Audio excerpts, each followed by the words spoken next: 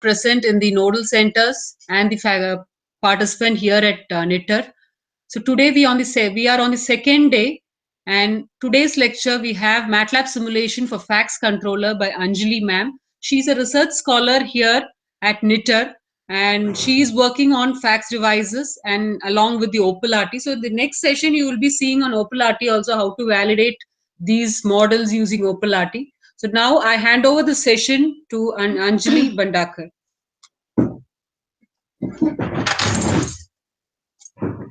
Good morning to all of you. One way है क्या? वहां से गुड मॉर्निंग नहीं आता क्या? नहीं आता. Okay.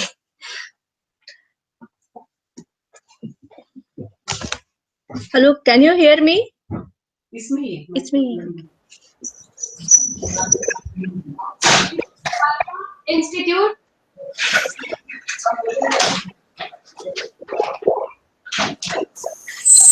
Hello. Hello. Can you hear me? Yes, ma'am. From ICT Institute, we can hear you. Okay. Hello. They can. Today's I will be discussing the topics like introduction to facts. Then we will do for transmission line parameter calculation for IEEE bus, which we require for inserting in the MATLAB Simulink model.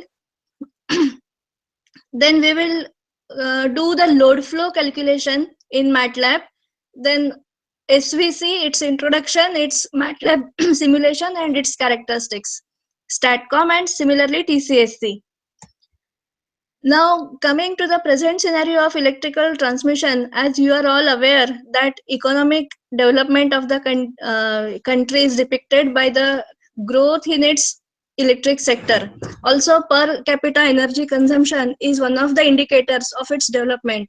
So there is continuous increase in electricity demand, and there is a necessity as the demand increases, there is always necessity to see about its quality and reliability. Also renewable energy sources are increasing day by day. Their interconnection to the main grid has become a very problem. Every time it is not possible to construct new transmission line because it is not feasible for land and permit granting and environmental crisis. So because of this, there is no optimal utilization of transmission line assets. To such and many problems, facts is the solution. If facts are used in the interconnecting or for reactive power compensation, many of the problems can be solved. So what are facts devices? It is nothing but large application of power electronics. It is real-time based, computer controlled, compensators and controllers.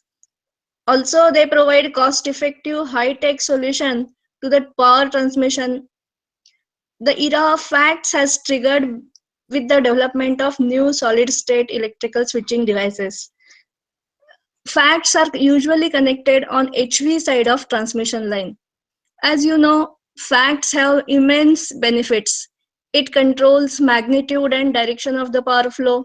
It overcomes specific limitation of line. Suppose we want to maintain the voltage profile, or we want to control the power transmitted, facts can be best option.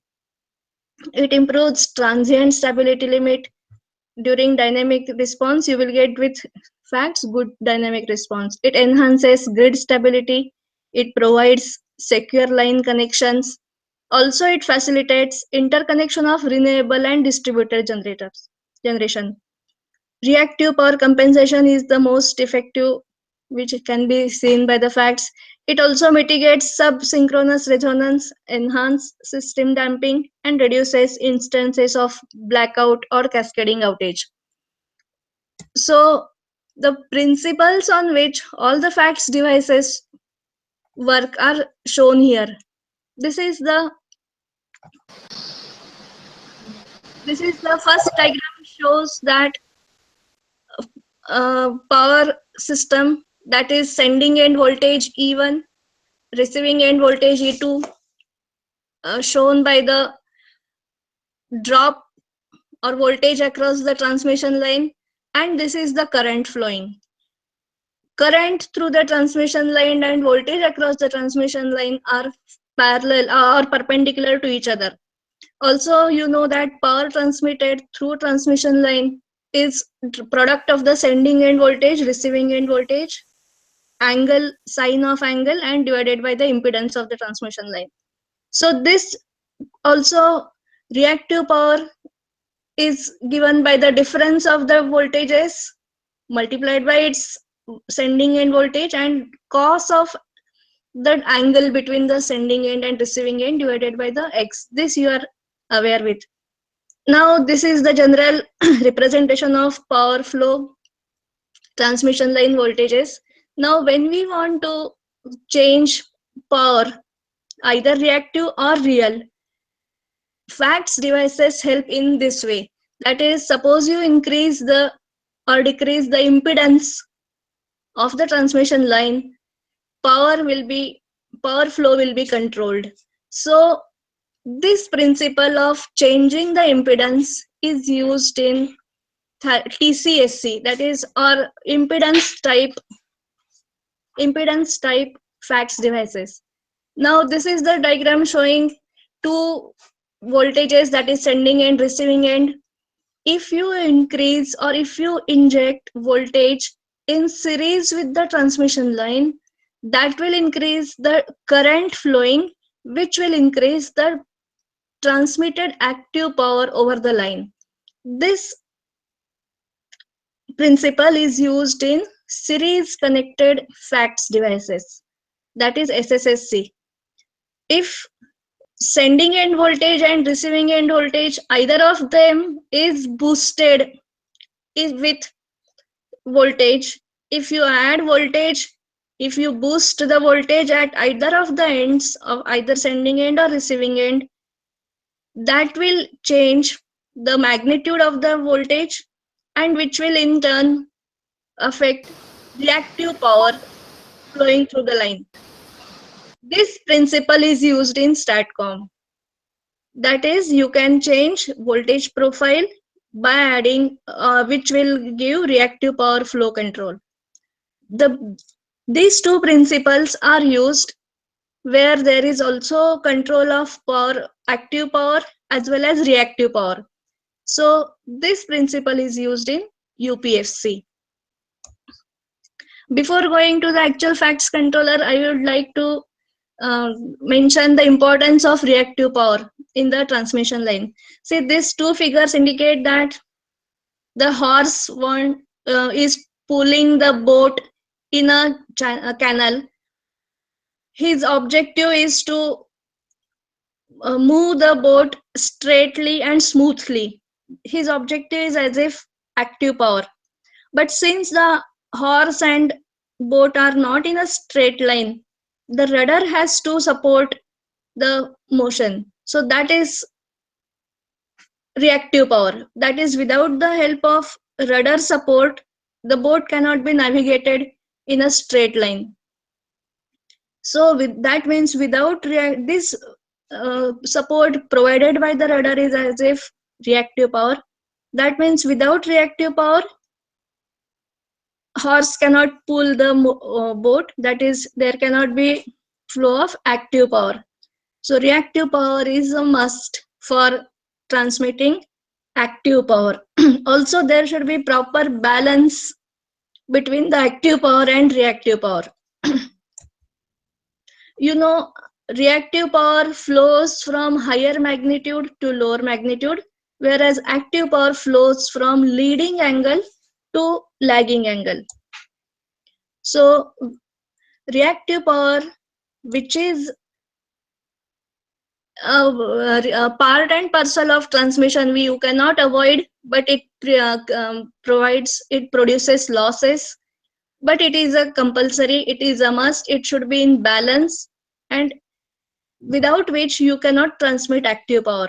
Now this I will be showing with the diagram that how reactive power affects, and if it is required in excess, that is if it is not balanced, it will lead to voltage instability, which may be leading to even blackouts. Now this is a healthy network which is shown over here with four generators, lines, loads.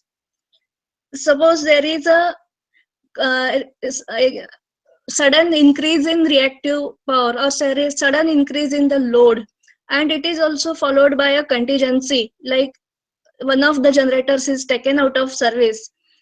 The lines connecting the generator will get overloaded. They are shown by this red diagram lines.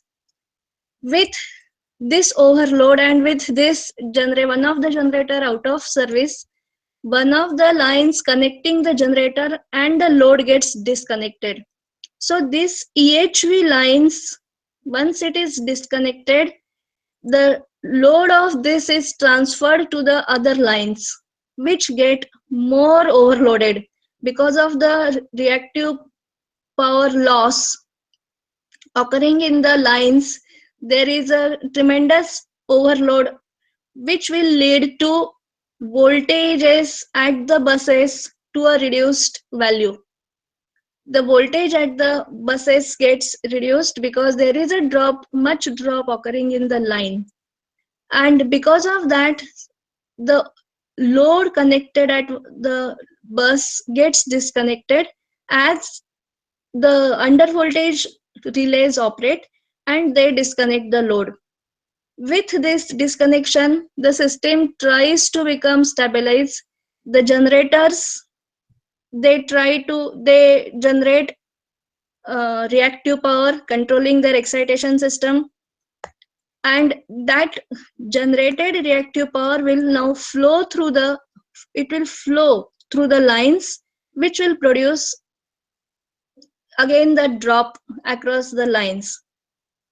Because when the reactive power flows through the line, it creates or there occurs loss in the inductance part of the transmission system, that is lines, transformers, etc.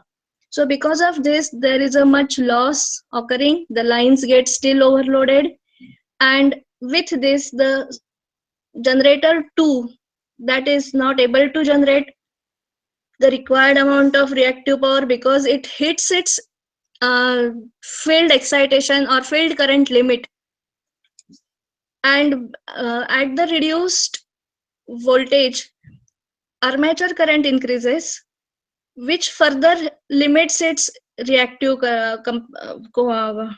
generation, and with this there occurs the voltage at the generator 2 is reduced, which leads to hits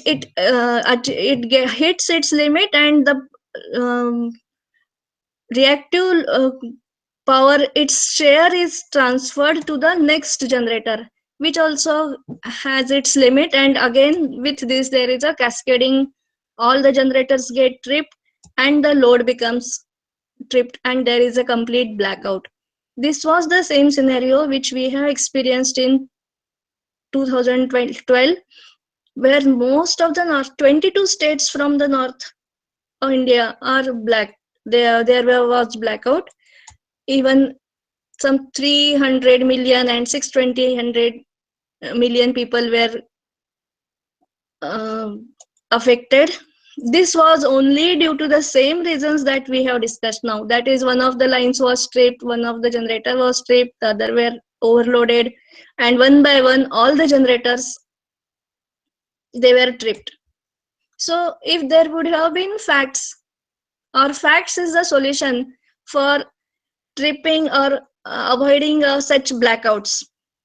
If there would have been facts, if there have been sufficient reactive power compensators installed in the lines, they would have met the increased load, and there would not have been loss in the transmission line, there would not, and all this that we have discussed.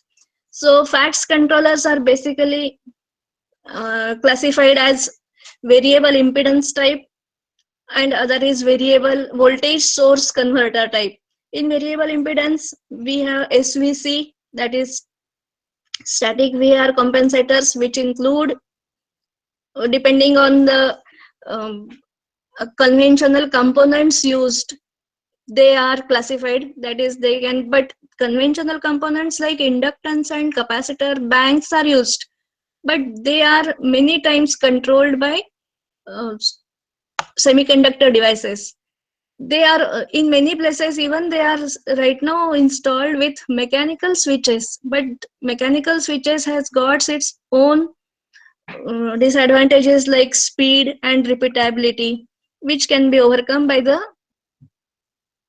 semiconductor switches. So SVC is one of the variable impedance type facts controller which is connected in shunt. Then series connected are thyristor controlled series capacitors or thyristor switched series capacitors and thyristor switched series reactors and phase shifting transformers. In voltage source converters type of facts, there are no conventional equipments used like inductance and capacitor banks. Their effect of leading or lagging current is produced by the semiconductor devices such that they will produce, or their phase shift will be such that it is as if current is leading the voltage, that is capacity, or lagging effect. So instead of using bulky, big, which are very difficult for installation also, such components, the effect is produced by converters and inverter action, which will give the same effect as that of the conventional compensating equipments. So STATCOM is connected in shunt, series connected shunt also are there. UPFC has advantages of both shunt as well as series connected facts.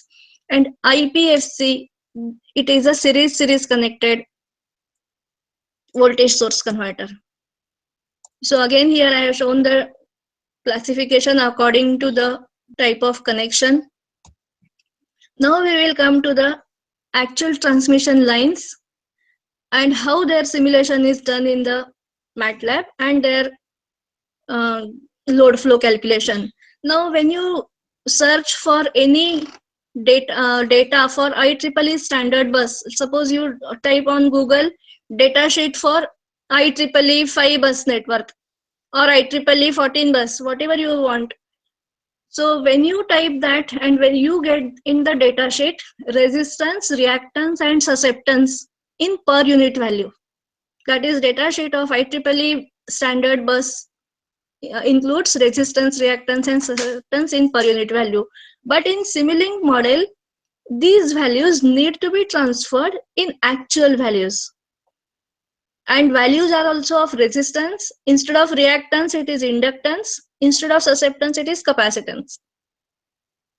And also you have to enter the length of the line, because the line has some length which is given. So if you download that, you will get like from bus to bus, that is from bus 1 to bus 2, or from resistance which has the resistance of 0.02 per unit, reactance is 0.06, conductance is G is 0, and susceptance many times it is half B by 2 is given, or sometimes it is total susceptance of the line is given. So you just see carefully whether it is B by 2 given or B is susceptance of the line is given. So this is I have taken for 5 triple bus which has 7 lines. Now this is, can you see this? This is the block diagram for 3-phase pi section line for MATLAB Simulink model. Here you can see, can you see this positive or zero sequence resistance which is in ohms per kilometer? That means you have to enter positive sequence of resistance for the transmission line where should be written actual value of ohms per kilometer. Then positive sequence and zero sequence of inductance in Henry per kilometer and positive and zero sequence capacitance in farads per kilometer. So these values we need to calculate because in the datasheet which we have downloaded or which we have is in per unit. So that per unit should be converted to actual value, and the values per kilometer should be entered. Now, as you know, per unit calculation, that there should be some base value for the voltage, there should be MVA for the voltage. So here we have selected 230 kilovolts as base value and 100 MVA as the base value, that is MVA value. Now in our data sheet, the resistance is 0.05, X is 0.06 pu, and susceptance is 0.06. Now first we should calculate length, because we want value per kilometer. So length of the line can be calculated by the formula under root xb upon 2 pi f into velocity of light in kilometers per second. Because we want the length in kilometers, we have taken this unit. So length is equal to whatever values we have for x and b, we have substituted here, and we get the length of the transmission line from bus 1 to 2 as 47 kilometer. Now we want to calculate resistance of the line. So you know that Z base is equal to R base, which is also equal to X base. R actual is R base into PU per unit. So R base is equal to, you know the formula for calculating base values as base voltage square upon power, MVA. So with that you get resistance of base value resistance is 529, and actual value of resistance is per unit into base. So it comes to be 10.58. Now we want it in ohms per kilometer. So it is divided by the kilometer that we have calculated, which is 47 kilometers. So R1 is the actual value of the transmission line in ohms per kilometer, and this is zero sequence resistance, which is 3 times the positive sequence value. Are you getting it? Am I going too fast? Okay. Positive and zero. Similarly, we have to calculate for positive and zero sequence inductance. Again, actual value of inductance is base into per unit value. Base value is 529 as we have calculated. X actual, that is reactive inductance. Inductive reactance is per unit value, we know it is 31.974, but it is reactance. We want the values in inductance, because we have seen that in pi section there is inductance per Henry per kilometer we require. So we divide it by 2 pi f, you get L actual, that is inductive value, inductance value in actual, and then you divide by length, you will get Henry per kilometer, which we want to enter in the pi section model of Simulink. See, once you know resistance value calculation, you can do it is same as for inductance. Similarly, for susceptance, you know, instead of now here base impedance, we have to calculate base admittance. From base admittance, that is the even formula will be reversed, that is MVA upon KV square, which will give base value of susceptance. From there, you can calculate capacitor actual. From capacitance value, you can get farads per kilometer, that is divided by the length of the line. So these parameters we have entered in the pi section model of the MDL file or MATLAB file. Here we have written resistance, inductance, and capacitance value with their proper units and length of the line. So with this, now just we will see how load flow is to be done, then we will go to actual MATLAB environment and we will simulate the model. So before simulation, you convert all the per unit values of transmission line parameters into actual values, because in Simulink model, we want actual value per kilometer. Then convert like generation, load, and maximum and minimum value of reactive power limit for PV generator to actual values. Because when generation is given, generation load are also given in per unit. Suppose it is given as 0.5 megawatt per unit, you have to convert as you have taken the base value for MVA. If you take base MVA as 100 MVA, then 5 into 100 will give 500. So you have to convert actual values of load generation and the limit for reactive power for PV generation or for PV generator. So that you have to enter in the Simulink model. Now, in case of generator, you have to mention the generator type. That is which type of generator it is, whether it is a swing bus or whether it is a swing generator or whether it is a PV generator. In case of swing generator, voltage and angle are constant, they are fixed, they are specified. In case of PV generation, active power and voltage are specified. The other two quantities like angle and reactive power, that will be calculated by the load flow. Then in case of load, see all this we have to connect. That is why I have mentioned here. So you have to mention that in every respective block. In case of load, you have to mention whether it is PQ or constant Z. Then connect load flow bus where voltage and angle is to be calculated. So this is orange color bus is shown.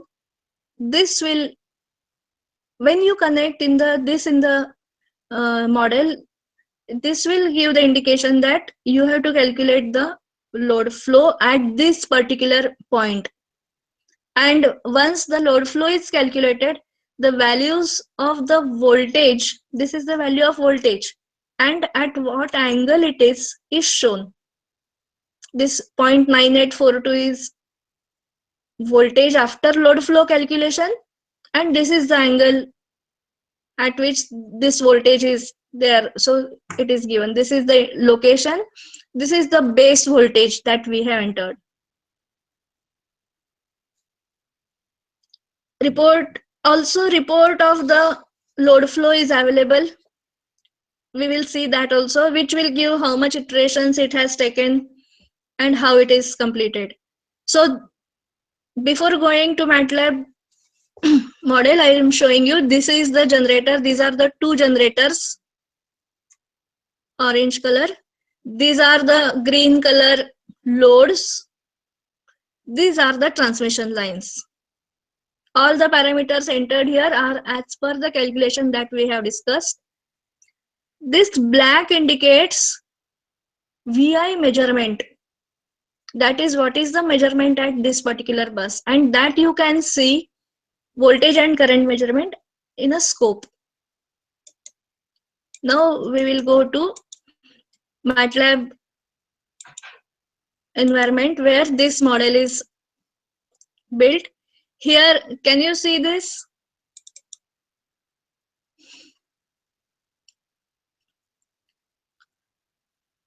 This is three-phase source. Instead of generator, we have taken source. Can you see this? Then in load flow, we have mentioned here swing bus. Also, when it is a voltage source, this is a PV generator. Instead of that, again one voltage source is taken. Here values are mentioned. Base value is mentioned basically, and here the generator type is mentioned, and it's active in PV. As we have discussed, active power is known. So 40 e raised to 6, this is the actual value. It is 0.4 pu whenever you get the data sheet, but it is converted to actual value. And this is also the minimum reactive power limit. This also we have entered because it is a PV bus. Then, as we have discussed, this is all transmission line that we have calculated. All the parameters are entered, like 47 kilometer was the length. These are the resistance, reactance. Zero sequence resistance is 3 times positive sequence. Likewise for inductance and even for capacitance is thrice the positive sequence. If you want measurement at this bus, here voltage measurement face to phase, use label that we have used the label. Then it's V4 is the signal, current is also we want to measure, so use label. Then it's I4 is the signal and current value should be in per unit.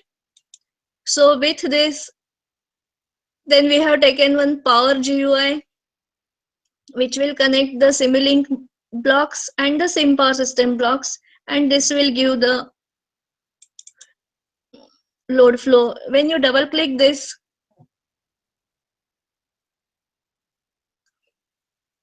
here there is a load flow option.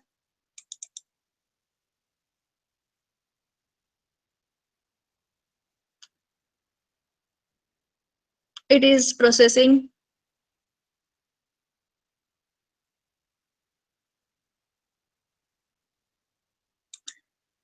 Oh, sorry.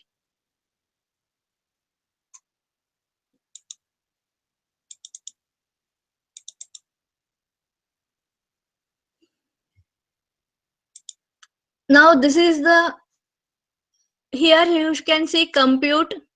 So this will compute the load flow for the IEEE 5 bus network with the values that we have entered for the transmission line parameters and voltage generators and loads.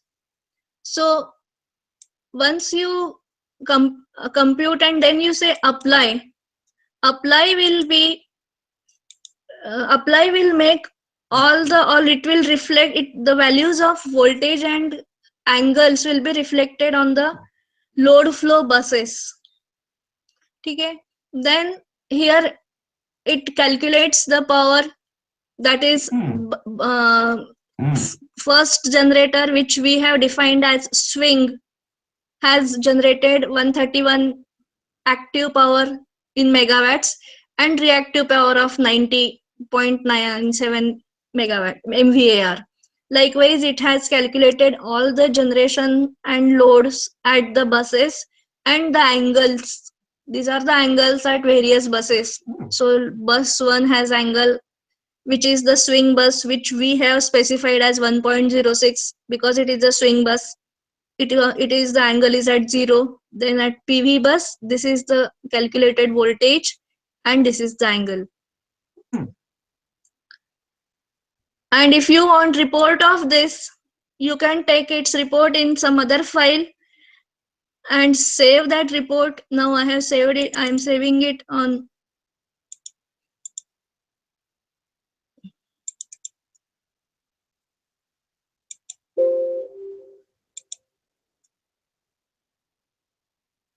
report will indicate how many iterations are required to calculate the flow.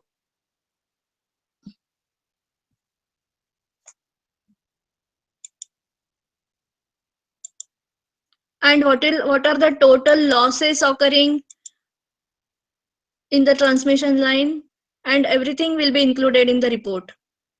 Do you have any problem right up to load flow of 5 IEEE 5 bus?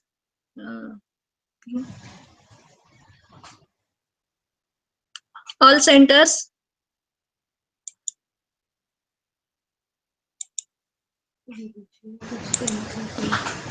Hello.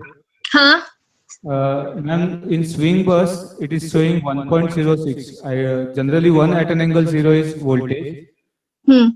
And second doubt is magnitude. All buses are having 230 volts. Yeah. It is showing everything in per unit value.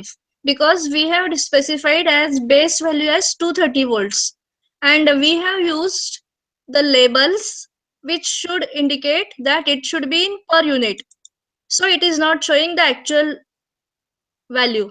And even in load flow, it is always per unit values are given because the values are too big to handle. Ma'am, can you just go to that result of load flow? Okay.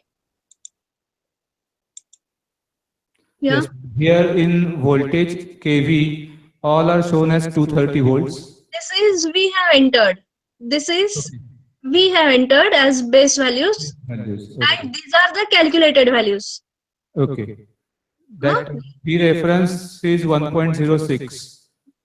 Yeah. This is for swing burst. Voltage is always constant. Yes. We specify that how much we want. So we Okay. it is that. Yeah. And in PV bus also voltage is same 1 volt as we mentioned. And Okay. these are the three values which are calculated by load flow. These are PQ buses. Fine. Bus number Yeah. 3, 4, and 5 are PQ buses. Yeah. Okay. Thank you, madam. And this is the swing bus calculates or it generates Yes. whatever is actually required by the system, which is not defined by any other generator, is calculated or is generated by the swing bus, which is generally the largest of all the generators of the system. Yes, ma'am. Okay. Thank you. Thank you very much. And if you simulate this, and if you want to see the waveform, here these from blocks are used. Here it is I have taken for 5 bus.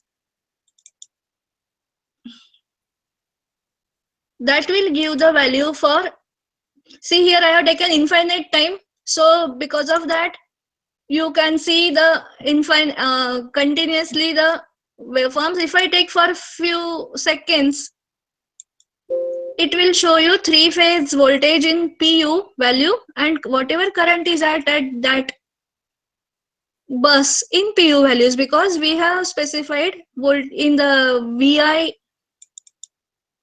the measurement to be in PU per unit. Use label, here current is in per unit. Here also measurement of voltage, use label. If I take it per unit, it will give in per unit. Okay. Should we go for SVC? ठीक है. If there is any query, you can ask for load flow and for this model calculation and load flow. Load flow mainly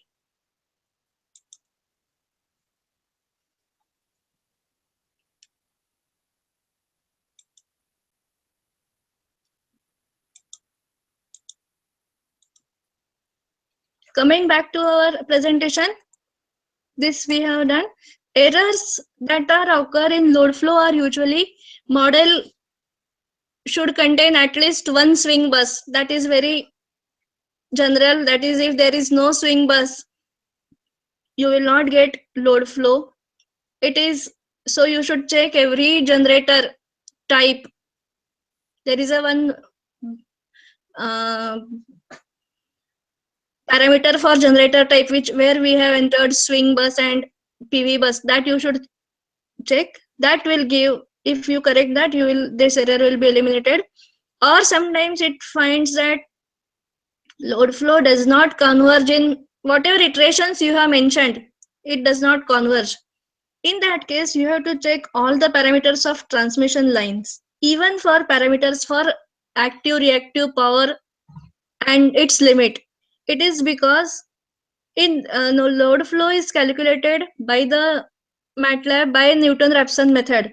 In Newton-Raphson, if the Jacobian matrix is having sparse or it is having very small value, it will not converge because it will not calculate the values which will converge. So the state variable matrix form will not be converging. So if the does not converge error comes, you should again check all the values that you have entered for the model.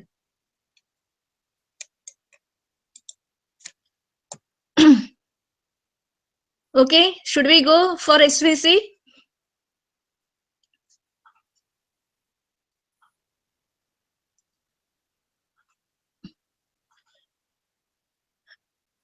See, this was the first basic uncompensated transmission grid we have seen. Like this, you can also find the load flow for 14 bus. Once you know the method of calculation for PU to actual values and how to enter the generation, generator type, and the loads in actual values. Now, once you get successfully the load flow, you can connect one by one compensating devices in the power system. So, and with this compensating device, then you can check if the load is increased, how the compensating fact device will behave. If the load is decreased, how the reactive power or other parameters can be, depending on the type of the controller or depending on type of even settings of the reference values, you can check those characteristics. Now, to start with, SVC is a shunt connected facts device. It has conventional reactive power compensating devices like inductance and capacitance, but they are switched on and off with the help of semiconducting devices like IGBTs and not by the mechanical switches. So SVC injects or absorbs reactive power to regulate voltage at a given bus against load variation. If load increases, you have to boost the reactive power or you have to boost the voltage. So that is as if injecting. If load decreases, the voltage should be lowered at the receiving end, which means it should absorb the reactive power. So for that, thyristor switched capacitors are used. They are capacitor banks, but they are switched by thyristors in case of heavy load to maintain bus voltage, and thyristor controlled reactor. See, capacitors are always switched. You cannot control capacitor simply. If there is a capacitor bank, you cannot control. You can either make it on or off. But if it is a thyristor, if it is a reactor, you can control its impedance by varying the delay angle. Are you getting it? Capacitor banks or capacitors can either be switched in and out. They cannot be controlled, whereas reactors can be controlled by changing the delay angle, firing angle. This is due to the charge that is accumulated or that exists on the capacitors. You cannot switch on capacitor just like that and make it on. It should be switched on at such a point where there will be minimum transients produced. So SVC injects, so reactor absorb reactive power, thyristor controlled reactors absorb reactive power from the line in case of light load to maintain bus voltage. Also, SVC injects controlled capacitive or inductive current so as to maintain or control mainly the bus voltage. It is mainly used for voltage profile maintenance. SVC are, in a world, there are more than 800 SVCs connected. These are the most simplest, most very effective controllers normally used. So, and these are very, as compared to other controllers, are having less cost. So their number in the world is maximum. And maintenance is also less. So SVC improves transmission power transfer capability to enhance power performance. So this is the SVC. Oh, this coupling transformer has shifted. So this is the coupling transformer which is just shifted from this line. Are you getting it? So here there is a reactor which is controlled by the thyristors, and 3 are the thyristor switched capacitor banks. This is the general representation. Then see, if you see to this slide, it is parallel combination of three banks of capacitors and reactor. So current in the reactor can be controlled from maximum to 0 by method of firing angle. If firing angle is 0, that means no delay. It is as if you have switched the reactor without any. If you give some delay, current will be reduced, which will be because its conduction is reduced. So current carried by the reactor will reduce, which is as if it has high impedance. Current is reduced, it means it is taking high ho gaya. So it is as if introducing high reactor in the SVC. That will it will absorb power. So once you know the concept of inductance and capacitance and they are connected in parallel, you can calculate its equivalent susceptance, and accordingly you can think of designing for how much it will supply or how much it will generate the reactive power. Reactive power, you know, is supplied or given either by capacitors and reactors. So susceptance of is or a reactor or inductive reactance. Now since it is connected in parallel, it is susceptance. It is a function of delay angle alpha, which is given by 1 upon omega L, 1 minus 2 alpha by pi minus sine 2 alpha by pi. Since closure of thyristor wall is delayed with respect to peak of applied voltage, because it is inductor, its characteristics is it lags current by 90 degrees. So when the voltage is at peak, current will be 0. 90 degrees lagging means when the voltage is at peak value, current through the inductor will be 90 degrees lagging, so it will be at 0.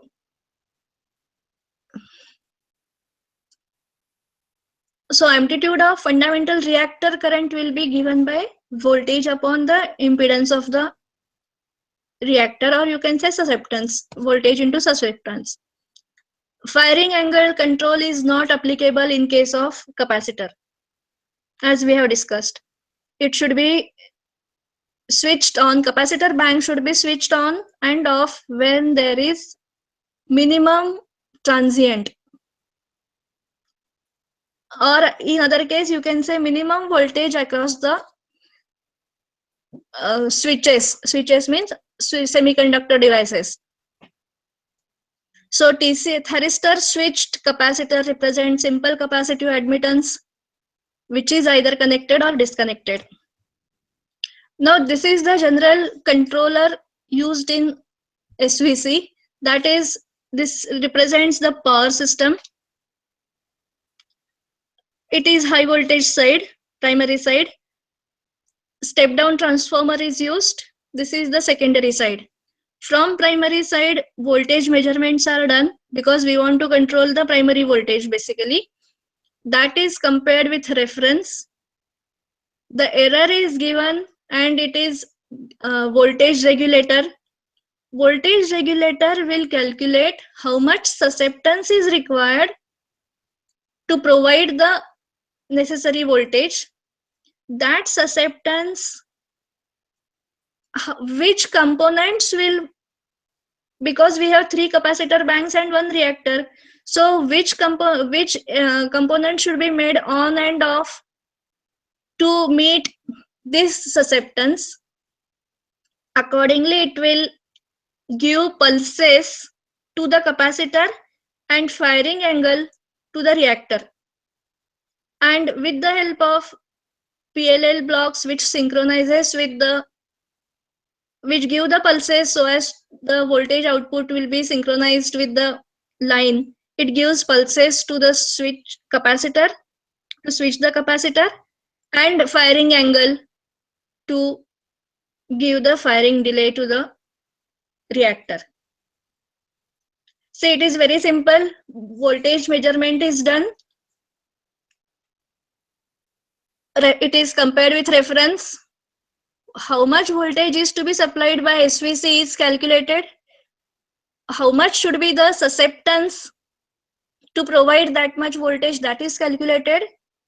Which components, which banks, and which should be on and off, that is decided. And how much should be the delay angle for the reactor, that is calculated. Because when you switch on a capacitor bank, though the requirement is less, but whatever capacitor bank is providing, that will be generated. But the surplus capacitive reactive power is cancelled by the reactor. Because this you will come to know when we will simulate one circuit. So it is written the same thing, whatever functions for every block we have discussed. This is the controller in MATLAB. This is already a developed model. Here it is the measurement system. Here it is the voltage regulator, which calculates the susceptance. Then susceptance value is given to distribution unit, which decides which units should be made on. Accordingly, pulses are generated, which will be given to the capacitor banks, and firing angle is given to the thyristor controlled reactor. This is the circuit. We will see that here it is the voltage source. This represents transmission line. This is the load. This is the entire SVC, which is connected in parallel, in shunt, through this step down transformer. And this is the controller, which takes input only from primary voltage and secondary voltage, and gives pulses to the capacitor bank and firing angle to the thyristor controlled reactor. Before going to actual MATLAB circuit, we will see what values are to be entered. In programmable voltage source, you need to enter the values of voltages with respect to time, because this gives variation in voltages so that you can see the dynamic response. Then there is RL branch, which serves the purpose of transmission line. Then there is a step down transformer. So you need to enter values for primary, secondary voltage and the rating of transformer. Then thyristor controlled reactor and capacitors both are connected in delta. This is to eliminate the harmonics produced by the triplen harmonics, third, sixth, ninth. Because semiconductor devices, as you know, they are not exactly sinusoidally producing, but they have enough many harmonics contained. So that is connected in delta. Value of inductance and capacitor should be entered in TCR and TCH. This is the most important. This is as per your design. And SVC controller, here you should mention the droop characteristics of the SVC. Here you should mention minimum and maximum susceptance that the SVC can provide. It is not like that it is not a generator, it is a SVC. This is not a generator. It will produce voltage as per its capacity. If all the inductance, all the capacitance are taken in the circuit, so its maximum and minimum susceptance that it can provide, and accordingly the reactive power it can provide should be mentioned. and it generates firing pulses for this. Now there are two main things that you can see here is one is voltage regulation and one is VAR control mode. In voltage regulation, voltage at a particular bus will be maintained, and in VAR control, reactive power will be maintained. And according to this requirement, firing pulses will be generated and number of TCS that are to be inserted is decided by the controller. Now we will see the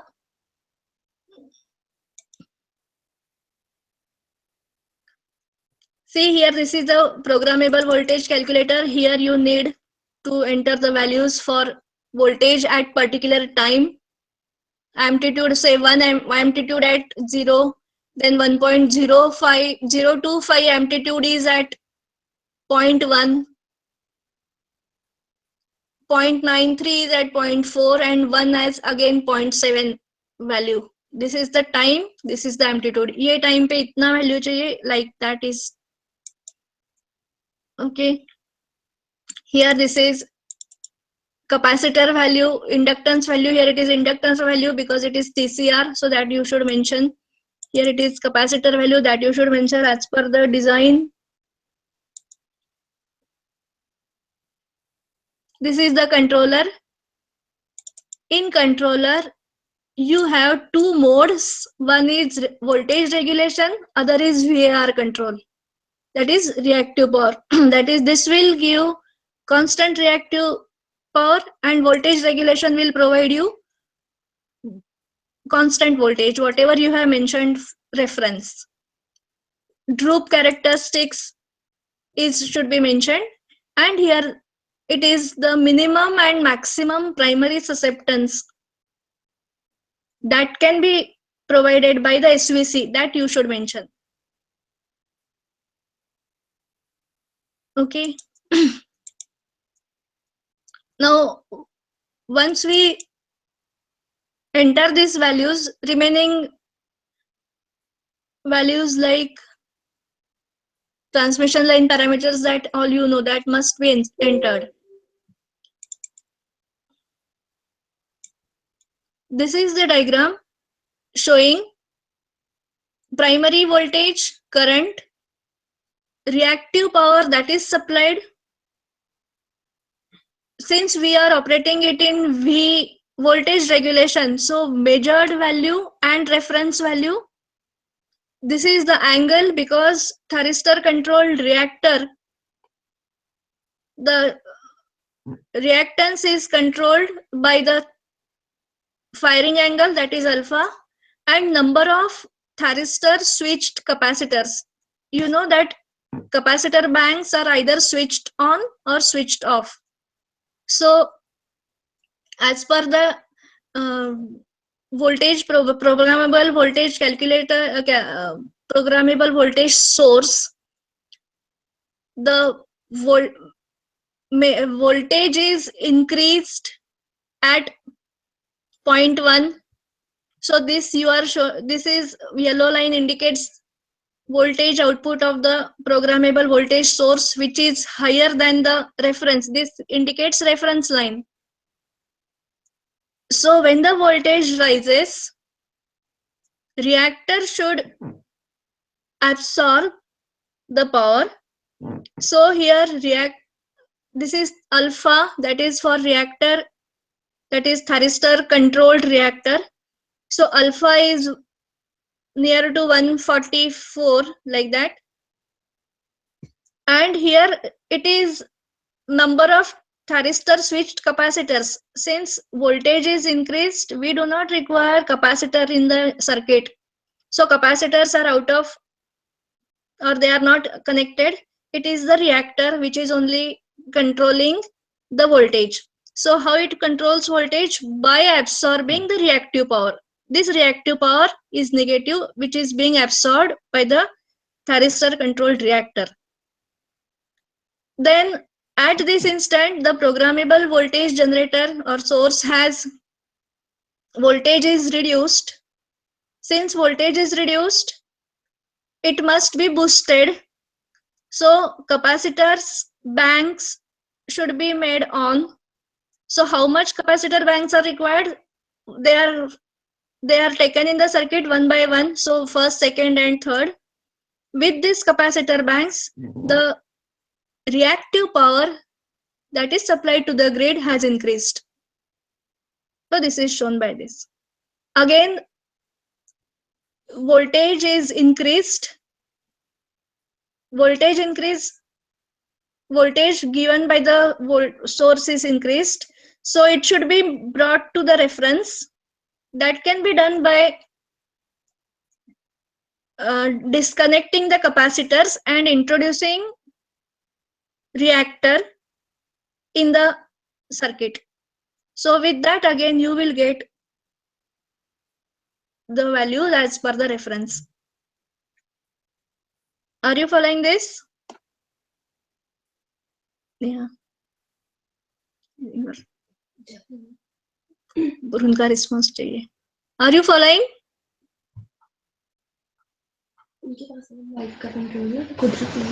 Okay. I'll repeat. Any of the center can reply. Are you following this? I think that time is also over now.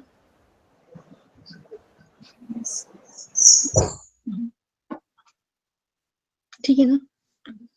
Can you see this? Okay. I'll repeat. This is the reference voltage. Here the voltage has increased. So increased value of voltage should be again brought back to its reference. This can be brought by absorbing the power. So power is absorbed means it is shown here negative. Power is absorbed by the inductor, that is TCR, thyristor controlled reactor. So which makes this firing angle at 140 degrees, and thyristor controlled reactor is taken into service. When the voltage is dropped, it should be again brought back to its reference. That is done by introducing capacitor banks switched in one by one. So that is shown by this, and with this there is increase in reactive power, and this continues till voltage is less. And when again voltage is greater than the reference, again same should follow, that thyristors should disconnect, or it should switch off the capacitor banks, and increased power should be absorbed. So reactor should be brought back in the circuit. So this is the way how SVC works. Depending on the loads, depending on the requirement, the value of inductance and capacitor banks should be decided.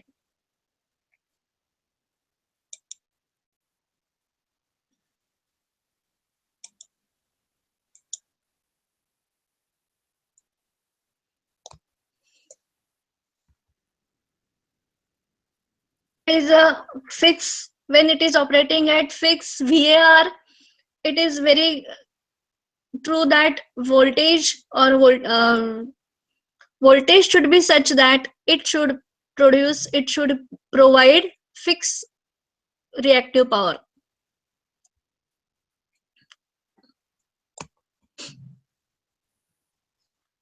How much time is there? So हो चुके हैं ना? So connect to the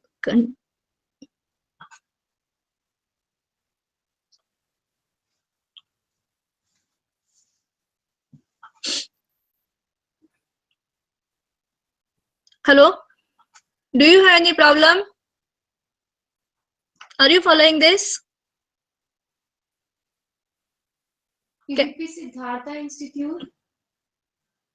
So do you have any problem? Would you like to give any feedback?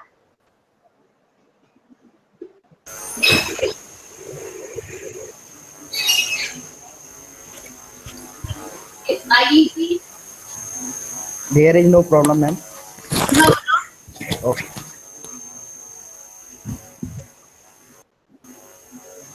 No problem, ma'am. We are following.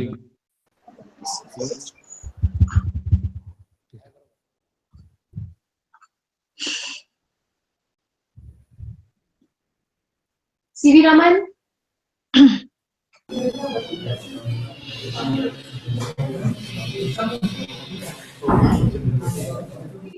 college, any problem?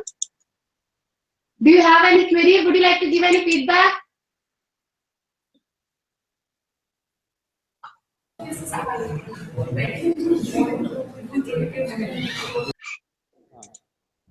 Pindalix, Yes, ma'am. Hello.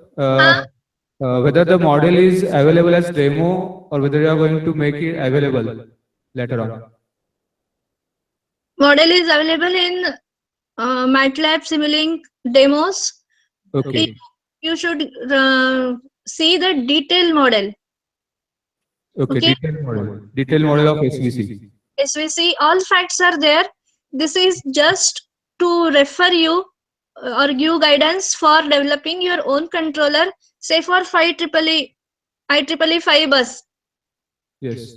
This controller has every subsystems which will do small parts, like one is transferring the ABC value of voltage into DQ model, or it will measure, it will give error, it will be given by PI controller.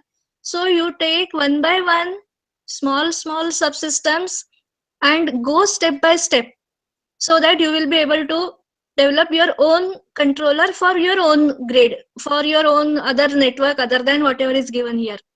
This is the best example for guiding, for developing a controller for different IEEE buses. And whatever demo model you have shown, can you show the path for finding out that demo? We are having MATLAB right now, so we can search. So it will be possible for you to show the path. I can show, but for every version, path will be different, and however you have installed, that will be different. Now, this is my 11B version. I can show on 11B, but it may not be same for you. Okay. We are having 2016. Yeah. So it will be somewhat different. Just show for 11, ma'am. We'll search for 16. Why I am using 11B because it is compatible with O-polarity real-time simulator. Now next session will be on O-polarity simulation. Yes. So the 16 version is not compatible with O-polarity simulator. So I am not going for 16. 11B even up to 14B it is compatible. But for me now it is okay. So I have not upgraded or installed other. I'll show for 11. Just show the path for 11. No problem. We'll search for 16. You can get it. It is very C जहाँ है C में और demos. I'll show. Okay. See, I have to. Madam Shimi Madam has given me all the controllers to be discussed. So, but next session will start at 11:30. I think Madam will give me some more time on some other day during the course. That time you just be prepared. You see the where it is. You try to understand, and we will discuss so that it will be fast also, and I will be able to communicate efficiently. One more doubt is there. How you have decided the droop characteristics? What are the parameters to set in order to set the droop characteristics? Root characteristics for what? You said that we are supposed to set parameters for droop characteristics. So how to set the parameters for droop characteristics? Where I am not able to get your question. That 0.01 difference is there. So it is increasing by 0.01, decreasing by 0.01 in main scope. Yeah, this voltage. Yes, ma'am. This is a parameter that should be given for programmable voltage source. See, we cannot every time change the voltage on our own and simulate. So instead of using generator, we have usual generator in our network. So instead of using generator, use programmable voltage generator. Okay. programmable voltage source that is available in the SimPower System lab, so that we can get the dynamic characteristics like this. If you can change in the, I will show you, if you change the values, you will get different values of voltages, because finally facts should be such that it should be able to provide or absorb reactive power. Yes. So the reactive power can be obtained by changing the voltage levels. Yes. So that can be shown here. See, this is first programmable voltage source. Hmm. Here you have amplitude value and time value. Okay. So here you change the values. It should be near to 1 pu. So 0.93, you can make it also even 0.8 and see whether the controller that you have designed is working for that. Okay. That Depending upon particular time, that magnitude should be set as 0.8 or 1.2 or something like that. yeah. Okay. Either increase in voltage or decrease in voltage. See how much, whatever response you want to see. Okay. That Thank you. voltage you can get. Okay. Thank you, ma'am. Okay. I hope even StatCom we will discuss if madam permits us to discuss that, or if there is time slot available. Okay. देखो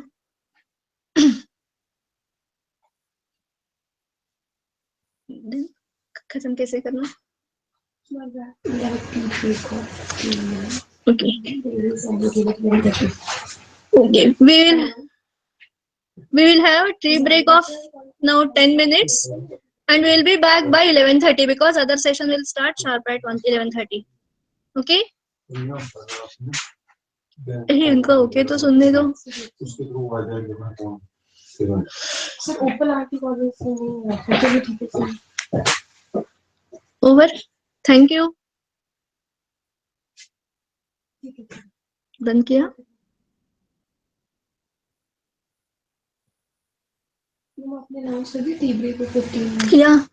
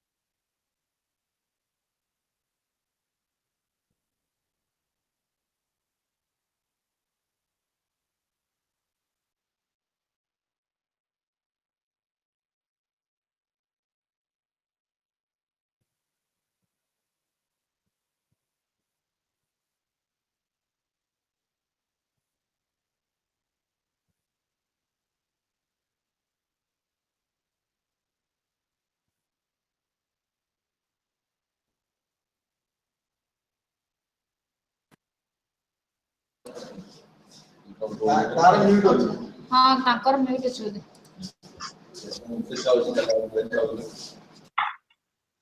एक बार बता दूं. So once again, we are back on the second day, second session. So you had already listened to Mrs. Anjali ma'am. So she told you about, I think she couldn't complete it because she only took SVC, I think. So even StatCom, UPFC and TCSE is left. So this portion, she will be completing it, like using MATLAB itself, she'll be showing you whether the load flow was done. Yeah, the load flow was done. So these portions, she'll be just covering it on Thursday afternoon. So Thursday afternoon, we had one lecture by Mrs. Anu Singla. She couldn't make up. So today I got a call from her that she'll not be able to reach. But the same thing, optimization of DG placement and the fax placement, it is being taken by Dr. Kanwardeep Singh also on Friday. So he's also covering on optimization of these devices. So I think that lecture, ma'am will just again give you like till SPC she has finished, so StatCom, UPFC and TCSE, with MATLAB simulation will be covered by her on Thursday afternoon. Okay, so this is just an information. And to now the session and the afternoon session, we have Opal RT with us. So Opal RT is a simulator, hardware in loop simulator for just validating your power system applications. Like whenever you have a IEEE bus or something, real-time implementation. Say there is throughout the world, if you see, it is a very big bus system. Or in India, if you take, it's a very big bus system. So when you invent a new thing, you cannot go and directly implement it on the thing. Before that, they do some hardware implement. There is hardware in loop implementation and just test whether the system is working properly or not. That is the thing. So for that, you require some hardware. And this hardware, one of the hardware is nothing but, that is for testing purpose, the hardware required is nothing but the Opal RT. So now we have our Opal RT expert from Bangalore. They'll be connecting us online from Bangalore and they'll be just giving you all insight about their hardware. And you can also interact with them and you can ask and here at Knitter also we have got an Opal RT system, and it has usually the system has 4 cores and we have activated 2 cores of this Opal RT system, which can be used for testing. I think maximum how many buses, ma'am? Like what we can test here? 32 bus. So with this 2 cores, around 32 buses can be tested. IEEE 32 bus system can be tested. But we can't go till 32. Even say when you want to add some fax devices or some DGs into this system, then we can't go till 32. We can have a like 14 bus system. Say you take a 14 bus system and you can connect a fax in that and you can validate it. So like when you go for more number of cores, I told there are 4 cores, we have activated only 2. If you go for more number of cores, all the 4 cores are activated, then you can even go for 32 bus system along with your fax and DGs. So this thing is this system is just for validating your जो भी simulations आपने MATLAB में किया है, what ma'am has showed you, the load flow and all those things, that can be validated using the system. That will give you the real time, when it goes and works in real time, how will be the results. So anyway, sir, like when they connect, the Opal RT people will give you a more insight about their system, and they are getting connected. So that's why I'm just engaging this. So within 5 minutes, I think we'll get connected within 5 minutes, 4 to 5 minutes, we will get connected. Yes, sir.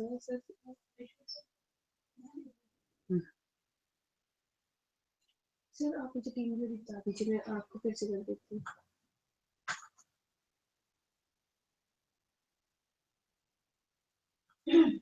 And till that is getting connected, I just want to give some instruction about the course. Around 7 centers are connected. I want each and every center, by this time the participant list would have been finalized. So just make the participants list in the format given to you. You have an Excel format given to you. So in that Excel format, you just make your participant list and just send it to me through mail. Okay, the participant list, so that we can start making the certificate and we'll be sending it to you. So when you send the mail to me, please just at the top, like subject should be list of participants for the STC on fax devices and DGs, because we have parallelly many STCs going on, even ICTs. So sometimes the participant list come, I'll get confused which course is that. So please just, when you put the subject, please put it as list of participants for STC on fax devices and distributed generation, or if you can even put ICT 47 as a code. Neither of this you can give. So it will be gone and we will be sending you all these certificates. And the other thing is, mostly the centers which are connected are not government. I think all of mostly they are private only. If you're government, then you can even send your bills, like your tea bill, snacks bill, and the lunch, working lunch, and all the other expenses. If your college is a private college, you can send the bills for your ancillary staff, like the main coordinator and the supporting staff. So it is around 2,500 and 1,500. So that you can just send it to us. Okay. And when you send this, please even you can mention your IFSC code, bank details, so that that amount will be transferred to them. Okay. So I think now we are getting connected.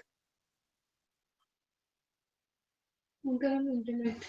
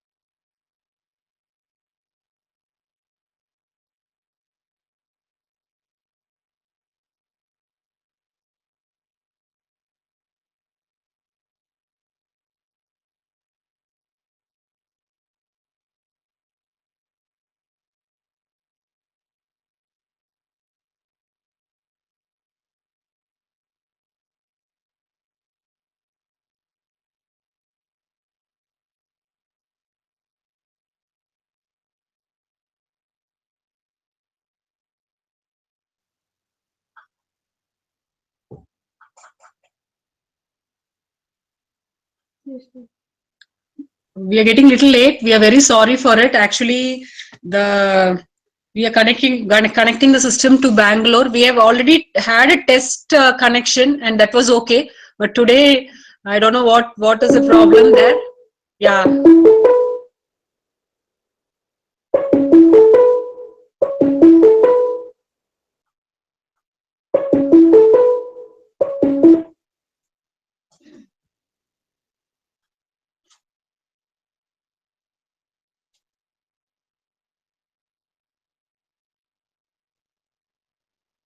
A few more seconds because we are getting the call from them.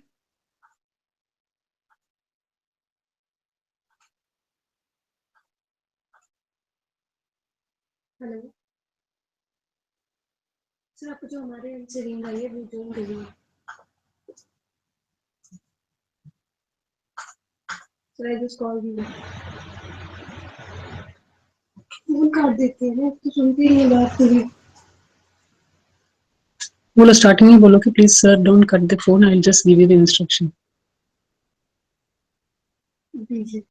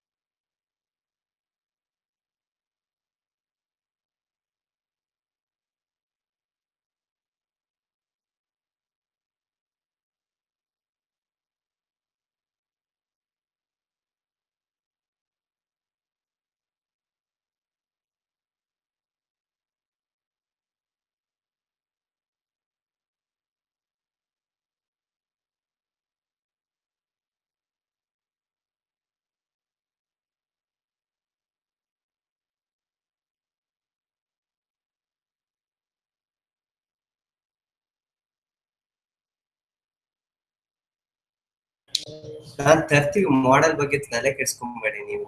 Login ಆಗಿ ನಾನು ಇಲ್ಲಿಂದ ಮತ್ತೆ login ಆಗ್ತೀನಿ ಆ ಪೇಜ್ಗೆ. ಮತ್ತೆ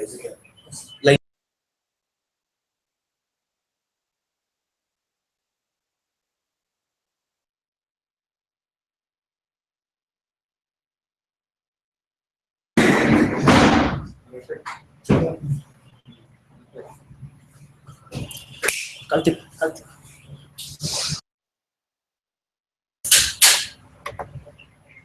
hello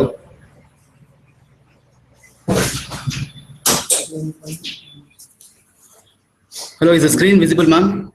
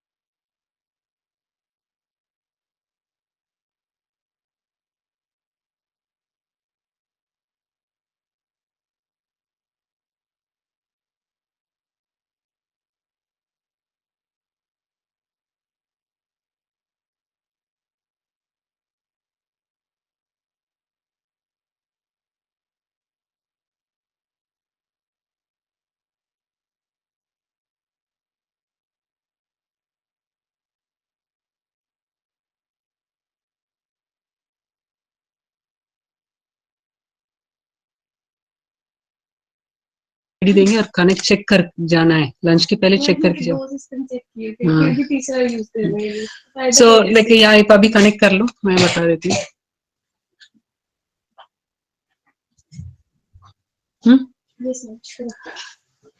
So now we are going to start, like previous lecture only SPC ma'am was able to complete. So we will just continue with StatCom and the other thing, because the connection with the Opalati is, there is some problem with them. So afternoon we will continue with them. Before that again, once again we will check their connectivity. Till then ma'am will finish her lecture on this session. Okay. आपका finish कर लो properly. 1 o'clock तक.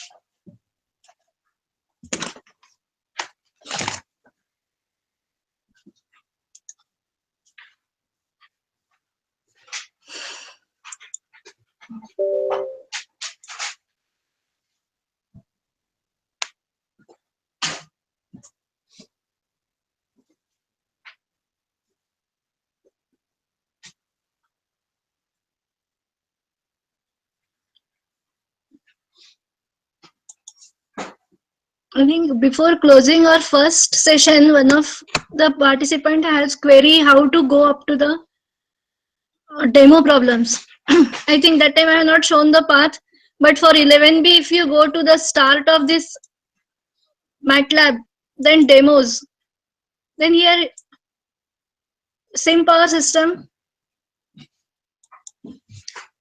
In sim power system, we have again demos. In demos, there is facts models. These are all related to facts. So here there are many models like say StatCom. Here this is phasor model, but we will be concerned with detail model, because with detail model the our GUI that we use has solver which is discrete, and discrete solvers are used because that will take the samples at every fixed time interval.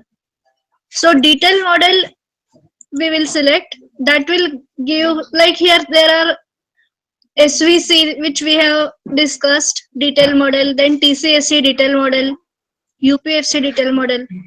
So like this you should go, then this will give the demo model of MATLAB.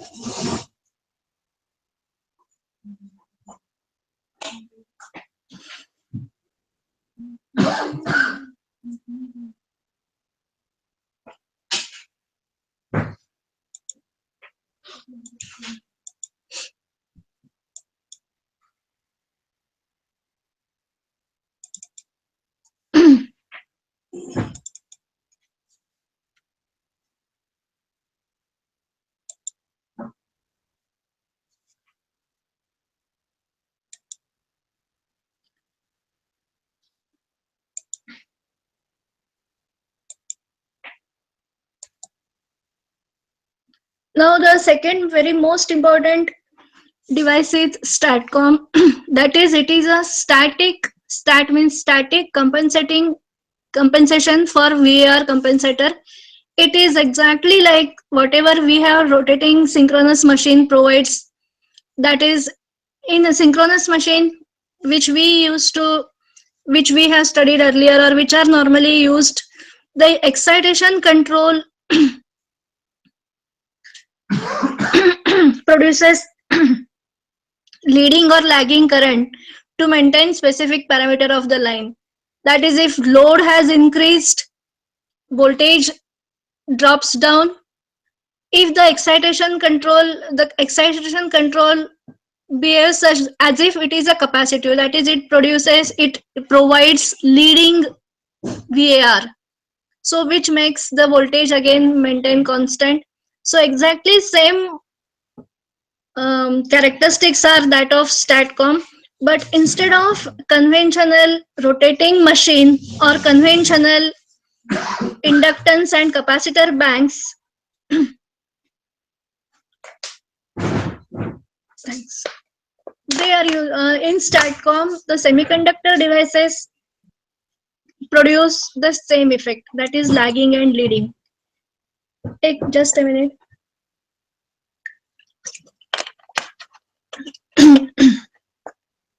Are you getting this? How STATCOM works? It has voltage source converter. Voltage source converter is nothing but semiconductor devices. They are given pulses such that they will produce leading or lagging current. There will be a phase shift that the current has with the voltage. The pulses are given as per the reference set values. The voltage or current that is supplied by the converter or by the STATCOM depends on the voltage magnitude of the capacitor that it has. That is the storage source voltage. So STATCOM is a switching element, or which has many elements, switching devices which work either or which provide voltage either which is proportional to DC voltage, capacitor voltage, it may be battery, it may be some storage device, or it may have voltage magnitude which is proportional to PWM converter. That is, the duty cycle will be such that the required voltage magnitude will be provided by the voltage source converter. So in STATCOM, converter produces leading or lagging current from DC voltage source. That is, it may be charge voltage or using semiconductor switches. So reactive power, as you know, for it is difference of the sending end and receiving end voltage mainly, and the sending end current divided by the impedance. No conventional inductance capacitance banks are used. It is a static device. Maximum reactive component of current supplied or absorbed is independent of AC system voltage. As per the capacity, as per the rating of STATCOM, suppose STATCOM is designed for 100 MVAR. As per its rated value, it can supply reactive component or reactive power which is required by the system.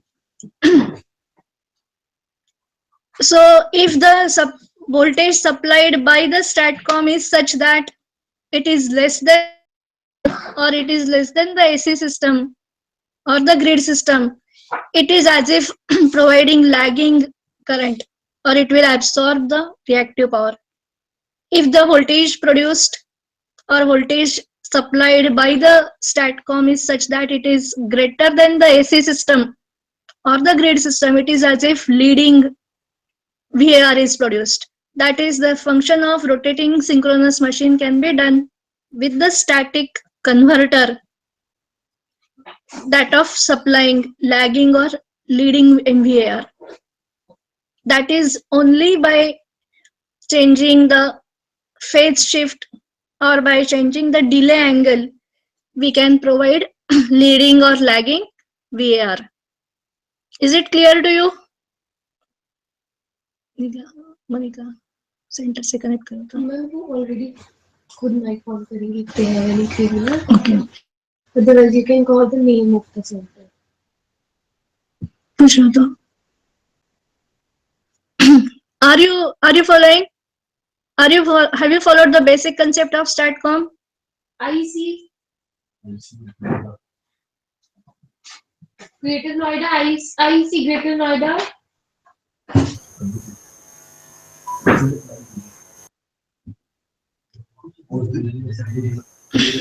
Hello, we are follow. Hello, ma'am. हाँ हाँ Hello. बोलो. Yes. I can hear. Okay. We are following you Okay. from IC group. Okay.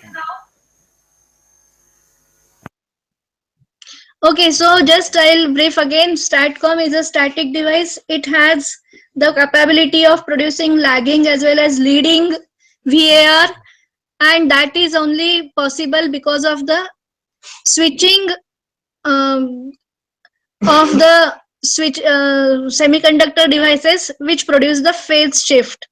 and the magnitude of the voltage provided by the VSC, if it is greater, it will have leading, that is equivalent to capacitive, and if it is less, it is as if lagging, that is inductive in nature. So this is the STATCOM controller, which has, this is the primary system which is connected to grade AC supply. Secondary is step down, that is given to the voltage VSC, voltage source converter. It has, this is the STATCOM, and it has supply, it has a storage battery, or it can be a capacitor. Now how it works, that is primary voltage is measured, it is compared with the reference, then difference is amplified by PI controller, then you get, and also the voltage is regulator, it splits in DQ measurements. Now this voltage loop, which provides then by reactive component of current, and here there is one more loop, that is which measures the DC voltage of the battery, that is converted, that is compared with the standard reference, and again this produces the direct component of current, and it is given to this. Here the reactive component, which is reference, is compared with the IQ reactive component. Here there is current measurement. This current measurement splits, or it decomposes into direct axis and quadrature axis. These two measured value of primary component, they are compared with reference value, and here the error is given to current regulator, which will calculate the required voltage, and as per the demand, as per the calculated value of voltage, PWM modulation will occur, which will give pulses to the semiconductor devices, and which will produce the required output. So there are two loops. One is voltage loop, which is measuring the current and calculating the reference. Other is DC measurement. This is also calculating the reference. Then they are compared with the actual current, and required voltage value is calculated. Accordingly, duty cycle of PWM is given, and with the help of PLL, which synchronizes with the AC supply, pulses are given, and that produces the compensating or required voltage. Same thing is written, which we have discussed. STATCOM can work in two different mode. I think it works in three different mode. One is VAR regulation, that means it will regulate the voltage. Other is fixed MVAR, it will generate fixed MVAR, and third is fixed reactive component of current. So whatever we have discussed, it is same thing, measurement, voltage regulator. This IQ limit computation, this block computes reactive component of current as per the mode of operation. If it is a voltage regulator mode, it will select that reactive component. If it is fixed reactive power, it will select the reactive current as per the mode of calculation, and accordingly here it is current regulator, firing pulses are generated with the help of, see here it is DC, and firing pulses are given. This is one very basic.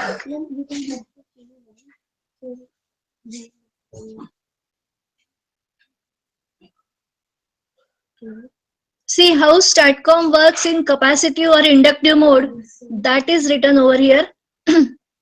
See, whenever it is to be operated in capacitive mode, it has to supply voltage. So that voltage will be supplied by the DC storage battery. So DC storage battery should be such that it should give more supply, which will generate the voltage such that it is greater than the supply voltage. So during capacitive behavior, AC system voltage falls below the reference value. Are you following this? During when its capacitor behavior expected, when the statcom should behave as if capacitor, when the system voltage falls below reference value. When the system voltage fall below reference, statcom should behave as if capacitor. So how it capacitor means what? It should supply power, reactive power to the grid. So how it will supply reactive power? It has to supply. So capacitor voltage or the capacitor or the storage which we have connected in a statcom should be able to give that, should be able to supply the power. Means capacitor voltage should be enough to give. So how it will be higher? Then it will produce such a voltage, the statcom will produce such a voltage that capacitor gets charged first. How it will get charged? It will draw some real power from the supply, from the AC grid. Capacitor gets charged, then it will supply the reactive power. Are you getting it? See, statcom should behave as a capacitor, means it should supply reactive power. Reactive power can be only supplied when the capacitor or statcom voltage will be higher than, when it will supply, when the voltage of statcom will be higher than the supply voltage. How the supply voltage can be higher? It should generate. How it will generate? Capacitor should get charged first. It will get charged first, then it will. How it will get charged? For that, it will draw some real power from the AC grid. With us, it will generate such a voltage that there will be some phase angle difference between the supply and the statcom. It will draw some, whenever there is phase angle difference, it will draw real power. It will draw real power, it will get charged. Accordingly, it will supply to the, it will generate voltage at the output. Here it will be an inverter action, DC to AC. Are you getting it? So capacitor behavior is observed when the AC system voltage V1 falls below the reference. Phase angle alpha of voltage source converter, that is statcom, voltage V2 is temporarily lowered with respect to AC system. When the voltage or angle of the statcom is lowered from the AC system, it will receive active power, then it gets charged. Once the DC voltage, once the capacitor gets charged, DC voltage across the capacitor increases, and this increase, when V2 increases, V1 reactive power will be supplied to the grid. Are you getting it? Are you following? Similarly, just the opposite thing will happen when you want statcom to be operated in inductive mode. That is, inductive behavior is observed when AC system voltage increases above the reference. When the system voltage increase, its reactive power should be absorbed. So how it will absorb? Angle alpha of voltage source converter is temporarily increased with respect to the AC system. So statcom sends active power. When that angle is increased, it will send power. You know, real power is sent from higher angle to lower angle. So when the statcom voltage angle is temporarily increased, it will send power to the grid. So capacitor will get discharged and it will produce such a voltage that statcom voltage will be low and it will absorb power from the grid. So this temporarily shifting STATCOM voltage determines if it is leading, it will draw power. If it is lagging, it will give power. Sorry, if it is leading, it will send power. If it is lagging, it will draw power. Accordingly, there will be charging and discharging of capacitors, and there will be hence produced the voltage by the STATCOM, which will be capacitive or inductive. This principle is used in STATCOM. So here capacitor value is very important because it is all which all depends on capacitor value, because that gets charged and discharged. So very basic thing is, during capacitive mode of STATCOM should produce voltage such that it is greater than the supply voltage. It can produce such a voltage only when it gets charged. So when it gets charged, its voltage will increase. Such just opposite thing is happening in inductance. Here this is shown the STATCOM model of MATLAB. This is again programmable voltage source which produces variation in voltage with respect to time. This is equivalent to a transmission line. Load is connected. This is the transmission line. Here there is one more transmission line parallel, and at the end there is a source voltage. This is a load. This is also a source. And in parallel at the shunt STATCOM is, this is the STATCOM and this is the controller. And you can observe waveforms in the scope. This is the capacitor which gets charged and discharged as per the reference value. So here there are no exactly the capacitor banks or all that. Whatever voltage output you get is entirely due to the switching of semiconductor devices like IGBT and GTO. Mostly GTO are used in STATCOM.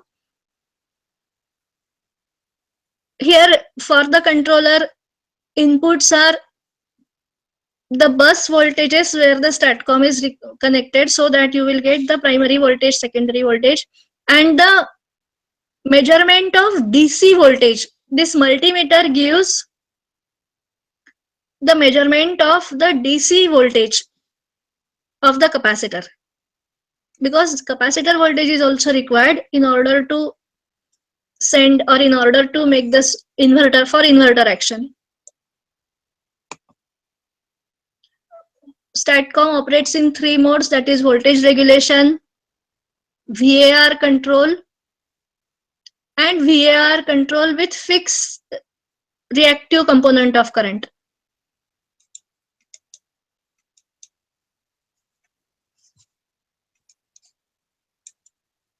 Now we will see the simulation of STATCOM.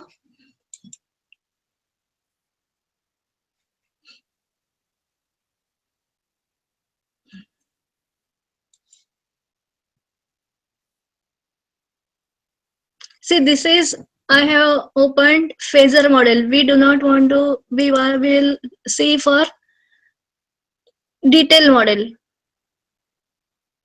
Again, I am going to the demos.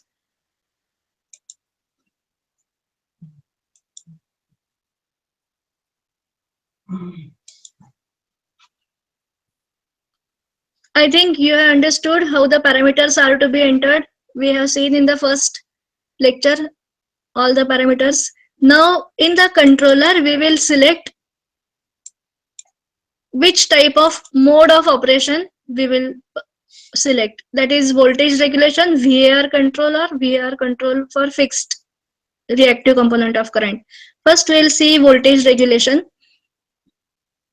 Here droop is to be mentioned. That means how much should be the range of operation, that is decided by the droop.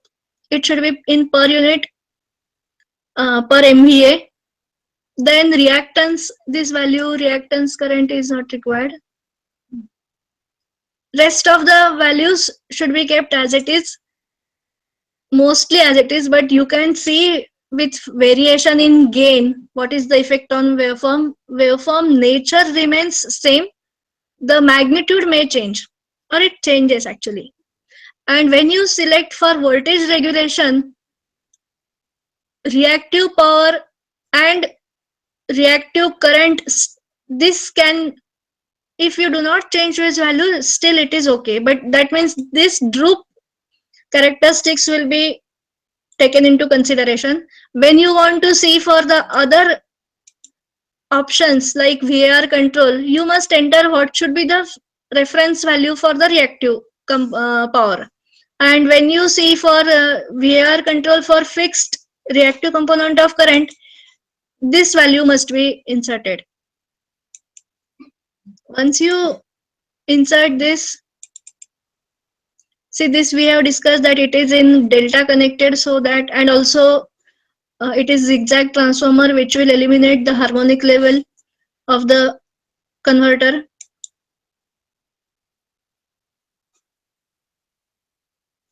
This here capacitor value should be entered. This should be as per your design. So this capacitance value determines the magnitude of voltage generated by the STATCOM. This is these 2-3 key points like capacitor value, fixed reference values, that will make the design. And once you select, if you see the controller ads we have seen, it is same, that is measurement, voltage regulation. Depending on mode of selection, this reference reactive component is selected. Then current regulator, that will select, that will determine alpha. That this alpha is not the firing angle, it is the phase angle of VSC, voltage source converter. Alpha we have seen in SVC as firing delay. Here it is the angle of voltage with respect to supply. This is alpha, that is, this is used for drawing or delivering real power. That we have discussed during capacitive, it gets charged. So for charging it requires such an angle that real power should flow from AC system to the STATCOM. So it is lagging. Once it is lagging, it will draw current, it will draw power, and it will supply. Then, so this alpha determines, this at the alpha means angle of voltage with respect to AC grid. Depending on this, then also with DC measurements, we get the final firing pulses for the generator, which will produce AC voltage. Now we will simulate the circuit.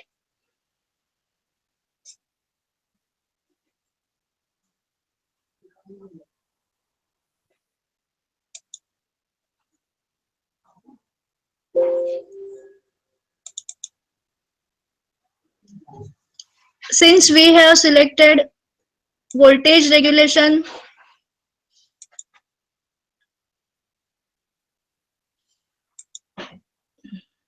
see with the programmable voltage source, we till now here we had one PU, then the voltage has dropped down. Voltage has dropped, this is given by programmable voltage source.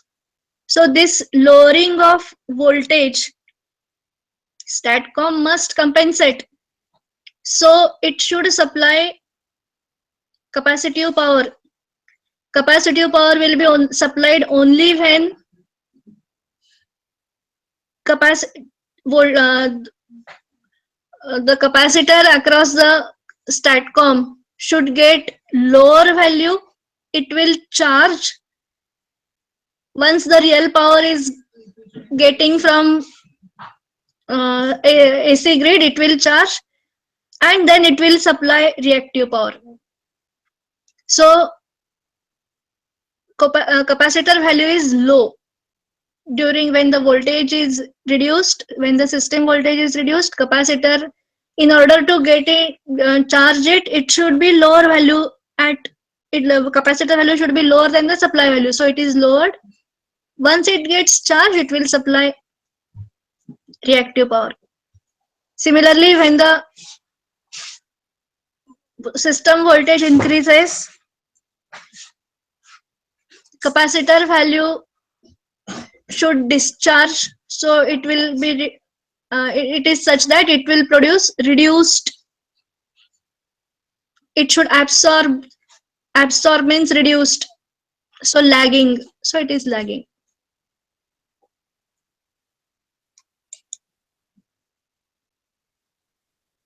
This is for constant VAR. Now, so voltage regulation. Now when you see click for VAR control, you must enter how much reactive power is required, that too in PU, that is per unit. Suppose if I enter 0.8 per unit, reactive power should be the constant. Then it will not take into consideration the droop value and reactive current set point. Now I apply OK. Run the simulation.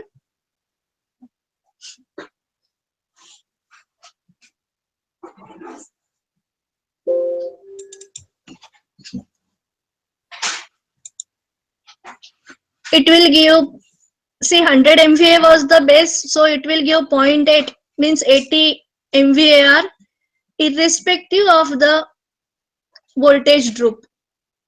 This is the characteristic of STATCOM, that it will give. Again here will be same phenomena occurring when the voltage is reduced, it has to supply. So first the capacitor gets charged, it will acquire sufficient voltage so that it is greater than the system voltage, and then it will discharge and it will provide constant reactive power. If you change here 0.8 का 0.5 करेंगे तो it will be 0.5 50 MVAR, but it will not exceed greater than exceed than its rated value. This STATCOM is designed for 100 MVAR, so it will not give more than 100 MVAR, that is 1 PU.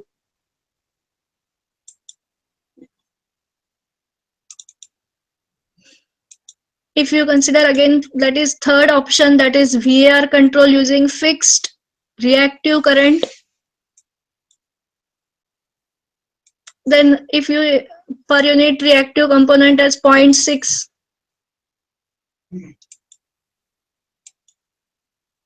run the simulation.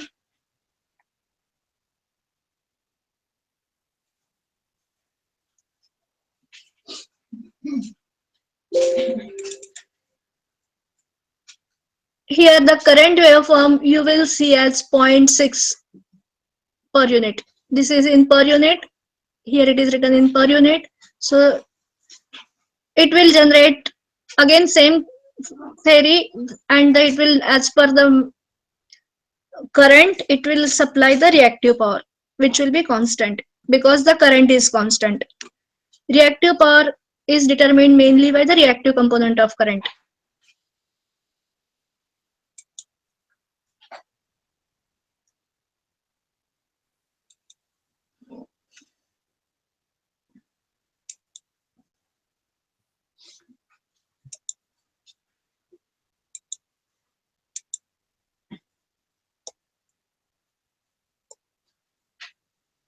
One thing is there that when during the voltage regulation, when the voltage has reduced or changed from lagging to leading, the current has also changed. Here it was supplying capacitive, so current was leading. Now here it is supplying, it is absorbing power, so it is shown lagging. The change in phase of current can be clearly seen in this waveform. Initially, it was supplying MVAR, that means it was capacitive. During capacitive, it was leading. You can see here leading current with respect to voltage. But as soon as the voltage has increased, it is drawing reactive power. It is working as if inductive. The phase angle of current has changed. It is lagging now with respect to voltage.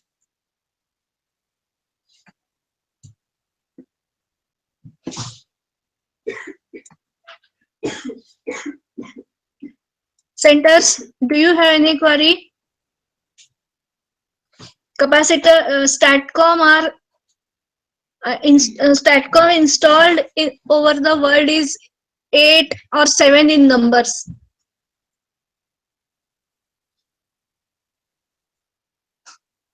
Should we proceed for next fact device?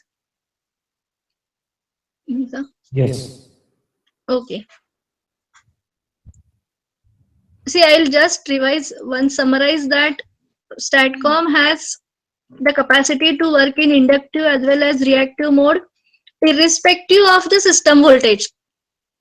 Whatever, if the system voltage, AC voltage is dropped, still it can supply. It does not depend, because it is the DC capacitor or the storage which is going to supply the reactive power. Whereas in case of SVC,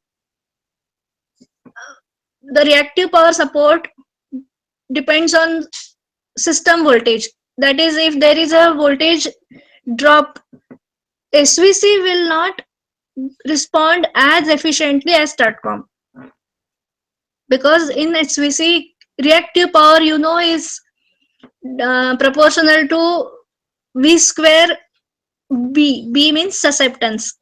So V is the supply voltage. So this is the major advantage of STATCOM, that reactive power support or the voltage profile maintained in case of STATCOM does not depend on the supply system.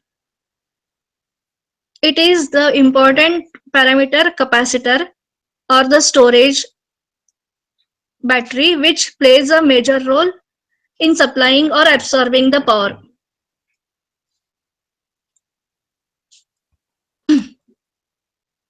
Now coming to the third, impedance. This is impedance type, again measurement facts device. Here this is the symbol, or this is the representation of the TCSC facts controller. That capacitor is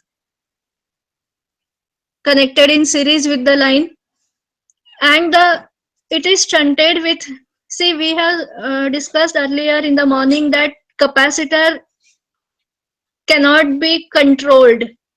It is either switched on or off. So here also same thing, because making the capacitor bank on is very risky. It should be made on only when the transients are minimum. So here control of capacitance or control of capacitive reactance is done by shunting it with inductor, and inductor means thyristor controlled reactor, which will be controlled by phase angle or firing angle of the thyristor. So this way it can control the reactance of the transmission line, because if reactance of capacitor is changed, transmission line reactance can be altered, which will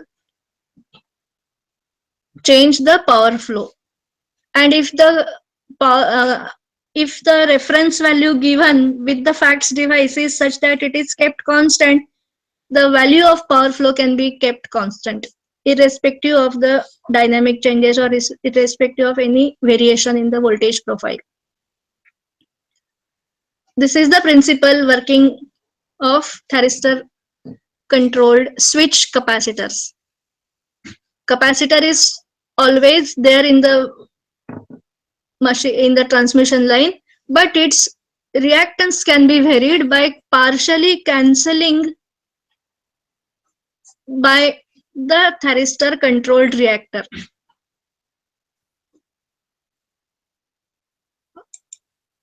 Have you followed? So thyristor controlled series capacitor provides variable capacitor by means of partially cancelling the effective compensating capacitance, as we have seen. Partially reactor compensates the capacitive reactance. This is as if a capacitor and inductor connected in parallel. So TCSC represents tunable parallel LC circuit. So whatever is the reactance of TCSC, that is a function of alpha, because alpha regulates inductive reactance of the TCR, thyristor controlled reactor. So it is since it is there in parallel, XC and XL, which is a function of alpha, and XL minus XC. Alpha is delay angle measured from the crest of capacitor voltage. Now XL can be varied from infinity to minimum. See, if the switch are open, both the switches are open, TCR will not be included. It is as if open, so which will have, inductor will have infinite value, and when the switches are closed, it will have minimum value of omega L. So inductance can be given value by XL, which is again a function of pi minus 2 alpha minus 2 sin alpha, that we have seen in the first lecture. In SVC, it was the susceptance B. Here we are taking the inductance, inductive reactance. So TCSC inductive reactance is minimum, which is equal to 1 upon omega C when switch is open. When switch is open, there will be only capacitor, which will have capacitive reactance as 1 upon omega C. So, and when impedance of TCSC is maximum, when parallel resonance condition occurs, that is XL equal to XC. You know, when XL in parallel resonance, during resonance, effective impedance is cancelled and you will get infinite current.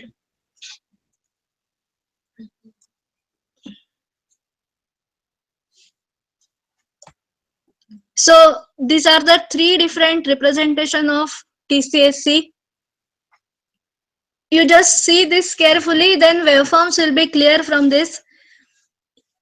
With switch open, that is this condition, alpha, when alpha is 90, XTC is just equal to 1 upon omega C. This is the TCSC full representation with alpha equal to 90, that is switch is open. From where alpha is measured? We have seen in TCR, in SVC, it is measured from crest of the voltage, because in inductance it lags by 90. So when at the voltage is at peak, current through inductance will be 0. So when alpha is 90, switch is open. 90 means it is actually 180. If you see the actual, as we are in a practice starting from 0 to angle. So but here it is measured from 90 because it is switched on at 90. So 90 is considered as 0. So with switch open, it will have only this much reactance included in the circuit, which has the value 1 upon omega C. This is minimum value. So since X is minimum, degree of compensation is minimum. That is, see, capacitive reactance cancels inductive reactance. That means with the cancellation, there will be reduced effective reactance, which will increase current, which is the function of TCSC. So here X TCSC or X of the capacitor or reactance will be minimum, which means it will have reduced compensation. If angle is reduced, compensation will increase. Reduced means if it is made reduced, then 90, it will increase the compensation and it will increase the transferred power. Now here with alpha is 0, C is bypassed because all the current will flow through this inductance. This will act as, in steady state, it will act as steady state. It will allow all the current to flow. So capacitor is bypassed and XL will be equal to omega L. Alpha is firing delay angle for TCR. Now these are the three different conditions when it will act as reactance or capacitive and it has maximum. So when XL is less than XC, when inductive reactance is less than capacitive, current will naturally select the reduced current path. So all current will flow through inductance. So it will be as if inductive. With inductive, you will get reduced power flow because there will occur drop, which will it will reduce current and it will reduce the power transfer. If XC is less than XL, if XC is less, it will have capacitive effect generally, naturally, and during capacitive effect, it will cancel the reactance of the transmission line and it will allow more power to flow. So increased power. When XL is equal to XC, TCSC has maximum impedance, which should not be, this should be avoided. The frequency at which there occurs resonance, that range should be avoided for making the TCSC work. So when it operates in inductive mode, the limit is 0 to some limit of the firing angle, that is less than 90 degrees, and for capacitance to operate it should be less than 90. This 90, if you consider your normal x-axis, it is 180 because 90 starts, because it is at the crest of voltage at which inductive current will be 0. It will start because in inductance there is a lag of 90 degrees. So this same summary which we have discussed is shown here. That is, inductive effect is seen when XL is less than XC. This is the working area where it will be inductive. Here this is the resonance. Here a resonance occurs. See, for every circuit there will be different resonance frequency. That is, this depends on the value of XL and XC, that is value of C and inductance for the reactor. And this is the capacitive region where you will get TCSC, that is increased power. This will be less than 90 but greater than the resonance frequency. We will see its simulation also and waveforms also, but before that we will see advantages of TCSC, that there is rapid continuous control of transmission line series compensation. It is continuous control because of TCR connected in parallel, and there is dynamic control of power flow which enables optimal power flow condition and prevent loop flows. Damping, in case of series compensation, there is always the facility of damping power swings from local to inter-area oscillation. Then suppression of subharmonic subsynchronous oscillations, reduction of short circuit current. Since there is capacitance to inductance variation of TCSC, short circuit fault if it occurs, that can be limited, current can be limited. Voltage support and enhanced level of protection for series capacitors. Since capacitor is bypassed, protection is very good for the capacitance because there is a bypass path for the capacitor during the case of over voltages. Here, what parameters you should enter is values of capacitor and inductor, variation of voltage magnitude for dynamic response as we have seen in programmable voltage source. Here you should add reference value of impedance for capacitive as well as inductive mode. See this reference value, with the reference value whatever changes are there, the TCSC will calculate from the system parameters impedance that will be compared with this value reference. Accordingly, it will change the firing angle of the TCR, which will make the changes in the power. So this reference value for capacitive as well as inductive mode should be entered. Then mode of operation, whether you want capacitive or inductive, lower limit, higher limit of angles. We have seen that TCSC should not work in the region of frequency of the resonance.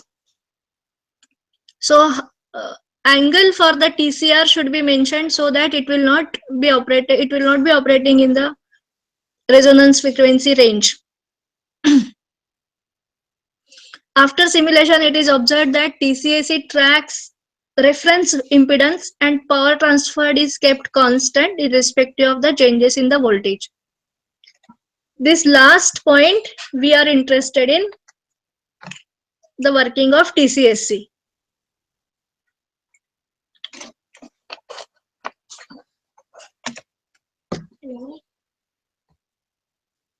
Yes, sir. This is the working model. This is programmable voltage source. Yes, sir. Transmission line representation. This is TCSC. Firing angle is given. Here, reference impedance it will be taking into account in addition to the currents and voltages. Yes, sir.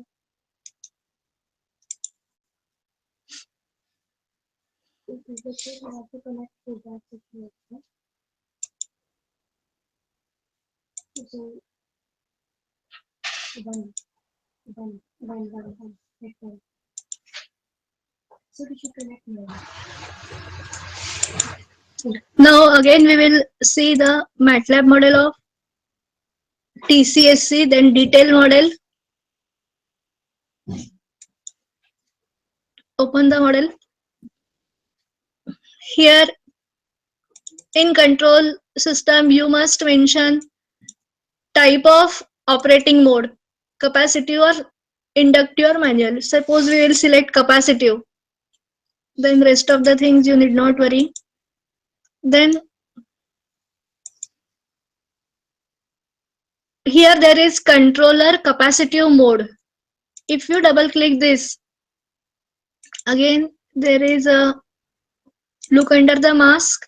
Here you will get Z reference. Here the value which you want to set as per the power transfer, that you should mention here. That is for a particular impedance, of the transmission line, it will, suppose you want to transfer as per the overload capacity and all that, the values should be entered here. Now here upper limit is 136, lower limit is 120.5. So this indicate that average if you take it is 128 ohms reference. Higher the capacitive impedance, it will cancel more of the inductance and it will allow more power to flow. Are you following this? Higher the capacitive reactance, it will cancel more the inductive of the transmission line, which will allow more power to flow. So depending on your power requirement, depending on the capacity of transmission line, these parameters are set, higher and lower. So that will give the compensation factor K also. When you go for inductive, this is the block for control of inductive. Here you have to select Z reference for the inductive mode of operation. This is the upper limit for impedance, for inductive impedance or inductive reactance, and lower limit. And here you have to select the angle where you want to make, where the system should not work.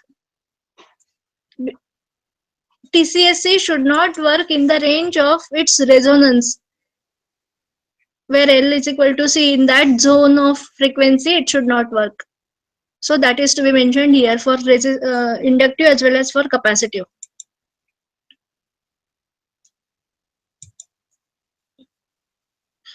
TCSC controller has simple thing that it just compares the impedance of the system with the reference value, and accordingly it supplies power.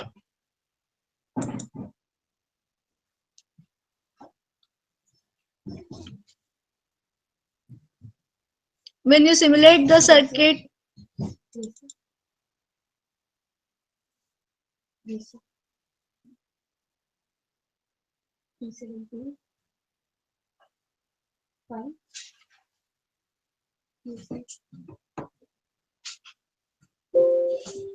see with this, whatever we have set the reference 136 and 120, average of that is 128. So TCSC is maintaining that value by making the TCR on and off, or by regulating the angle of TCR, that is the inductance. So this is the angle shown. With this you get the higher value of power, that is 600 megahertz can be supplied by the TCSC. In TCSC there is only the comparison of the impedance which you give with the reference. Accordingly, whatever is the calculation of power, it will supply, and it will vary the impedance by changing the firing angle of TCR, and will maintain the impedance of the line, which will give constant power.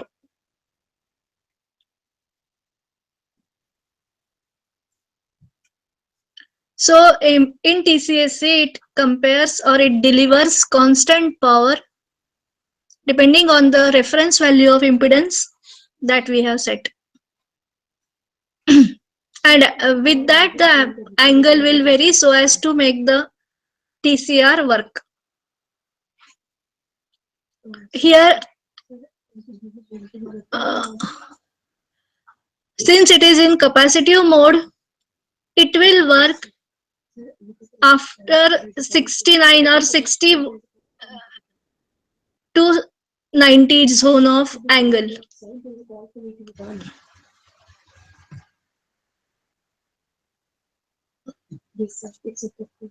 Are you following this?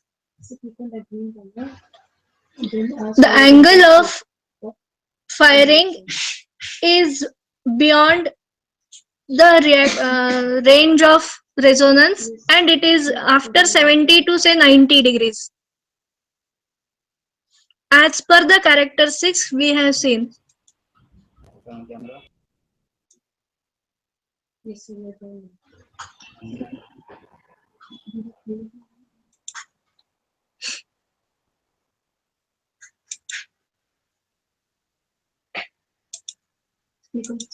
If you see these characteristics, you will find that capacitive mode is between, say, after some resonant frequency band and before 90 degrees. So capacitive region or the mode of TCSC working in capacitive range is in the second part of this 90. Whereas if you take for inductive, angle of firing will be between 0 to the range where which is prohibited, which is where it should not be working. So with this, you will find the same thing over here. That is, it is operating in the range just before 90 and after some here resonance occurs at 58 degrees. So 49 to 59 range, 49 to 69 range is inhibited.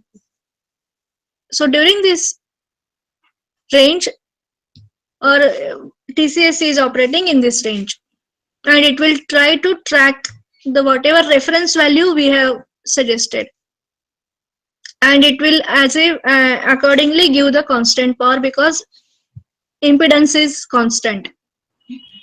So it will transfer same power. Just a minute. If you make it inductive mode,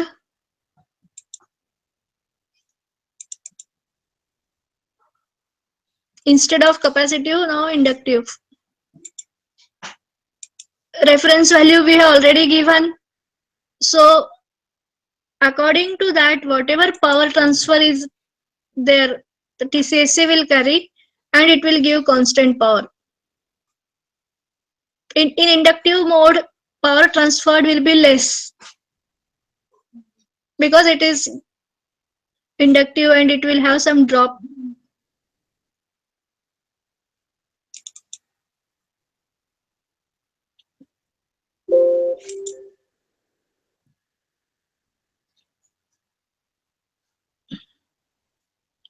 Here power transferred is 80. I think earlier it was something 600. 600 in capacitive, it is now 80, 100, say 80 megawatt. The whatever value we have set for the inductive, the same is tracked by the TCSC irrespective of the changes in the voltages. And this is the angle which is between 0 to 43, say, because we have seen that in firing angle should be less than 90.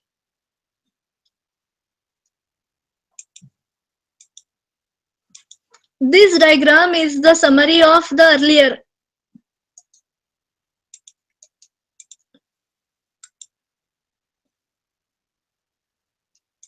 If you are able to understand this, it will lead this diagram itself. If you understand this, you will get the waveforms. Main aim of the TCSC is to deliver constant power irrespective of the changes, and accordingly it will give firing angle delay to the TCR.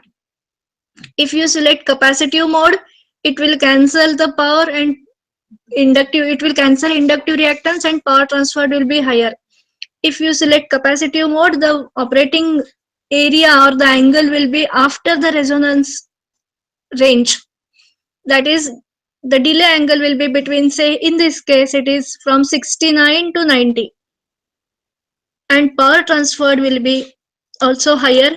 I think I have shown the, it is 800, it is 600, and like, this is for capacitive mode. Angle is above, after 75, and it is between 90. This variation is due to the changes in the voltage supplied by the programmable voltage source. And the reference we have given is 128 ohms, which was the average of 136 and 120, like that, which we have entered in the Z reference for capacitive mode operation. When it is inductive, angle is below the or before the resonance range, that is between 0 and 40. impedance was 60 average, which was tracked. Power transferred is less because it is inductive mode.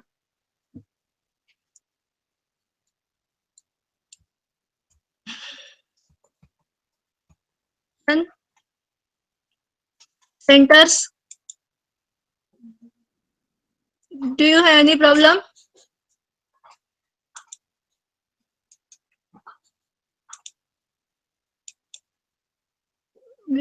Any query from any of the nodal center, they can ask.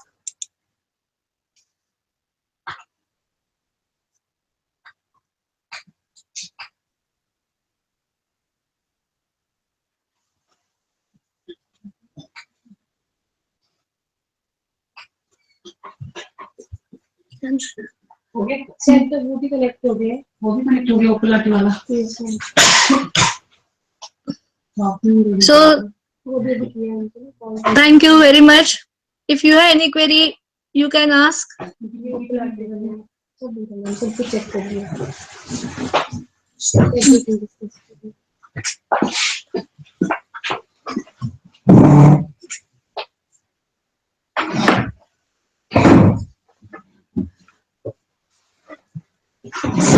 So now we have come to the end of this lecture. So you would have seen, I think all the StatComs are also, yeah, UPFC is left. Okay, UPFC is left. Okay, that's nothing. So here, like I think ma'am would have given you an insight about StatComs. Like then you SVC already it was done. Then StatCom and TCAC would have been done. Okay, so the remaining portion also we will just see in between. Okay, and like actually there was a problem with problem for the connection of Opal RT. So now it is done. So after lunch at 2:15. So at 2:15 again we will meet for this session on Opal RT, and they have also promised that the session which was missed here will be taken on Thursday again. So now anyway they have done the connection, so there will be no problem. On Thursday afternoon also they'll just connect and they will continue this first lecture which was missed. They will be doing it on Thursday afternoon, and today afternoon they will at 2:15 they will get connected to us and there will be a lecture. So all the other centers now we will break for lunch and we will again come back at 2:15. So thanks for listening, and thank you Anjali ma'am for delivering this wonderful lecture.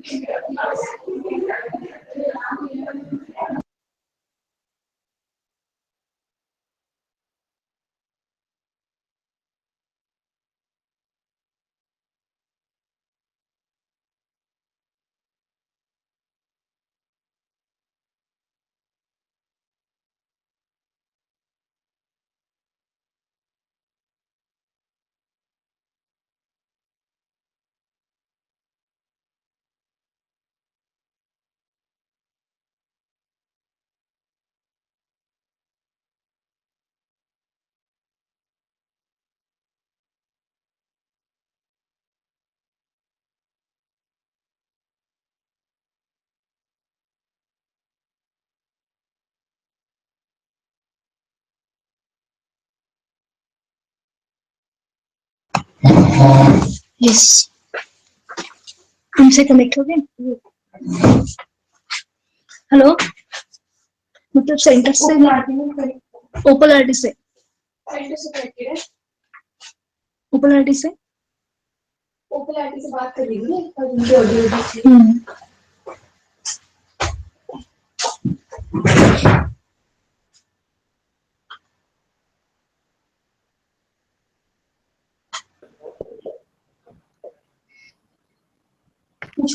Hello, I am Anjali from NITER. May I know who is? Good afternoon, Opalati. Contact नहीं किया हमने, इसीलिए run करने के लिए वो IP address change किया, इसीलिए मैं खोल रहा हूँ। Is there from Opalati? ಊಟ ಇದು ಮುಗಿಸ್ಬಿಟ್ಟು ಹೋಗ್ತೀನಿ ನಾನು. ವರ್ಕ್ ಆಗ್ತಾ ಇರಲಿಲ್ಲ ಎಷ್ಟೊತ್ತಾಯ್ತಾ ಇದು?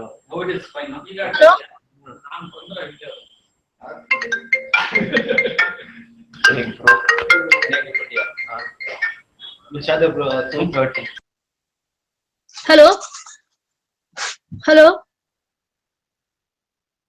Phone मैंने गेम उठा ली।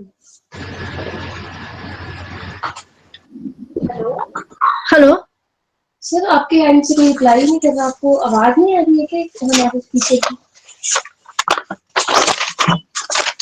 It is there. From the call. Hello hello We are able to Hear you. Hello. who is conducting the session from Opalati side? Karthik. Karthik. Okay, I want to introduce, so I will take your name. Okay. And you will Okay. be talking about hardware in loop, or what you will talking about? I'm talking about, I mean, like renewable resources. I'm just showing a demo model of renewable energy with microgrid. Okay, so you will be taking on renewable energy connection to grid. Yes. Okay. So should I connect to the centers? Ma'am? Should we start the session? Ma'am, 5 more minutes. I'm running my model. Once it is getting built, I'll let you know, ma'am. I'll give you a call. 5 minutes. Okay, okay, okay, okay. 5 minutes. I'll be back. Okay. Okay. Thank you.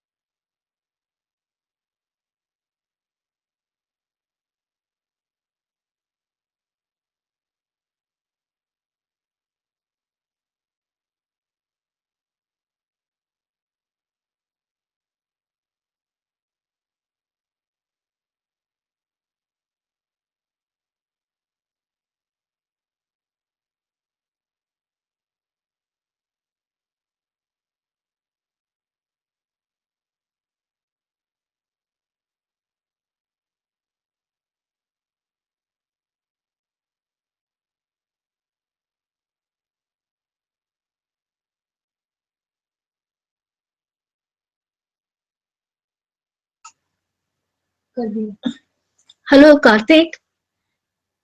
Hello. Audible? I want to suggest one thing. Can we start and till Hello? we will start until then model will run now? Because what do you think? I just give me 2 seconds. No, if it gets built, I can just show them demo model right away. Or else I Okay, need to build and it takes time. okay, okay, okay, okay, Okay. Okay. Just 5 minutes. Anyway, it is getting almost close to the 100%. Yeah, It's yeah, getting complete. yeah. I can see that one.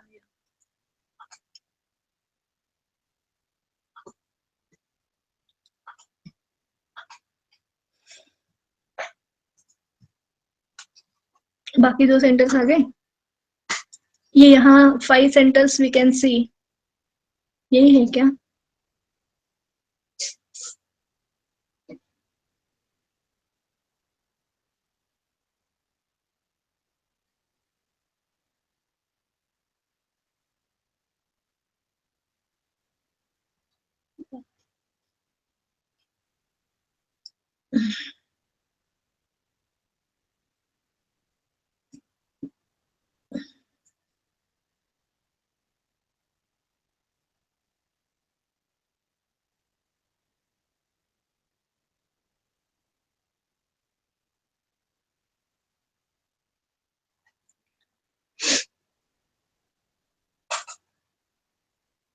एक तो सुबह सुबह से ही आया आज ma'am को बता देना है सीआई के अंदर ओके मुझे ना आज पूरा दिन कनेक्ट नहीं हुआ नाम का नंबर मिल गया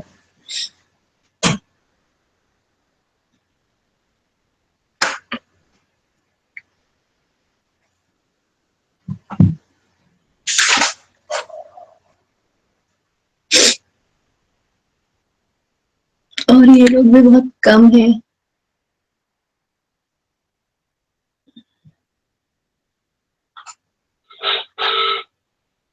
यहाँ तो कोई भी नहीं है।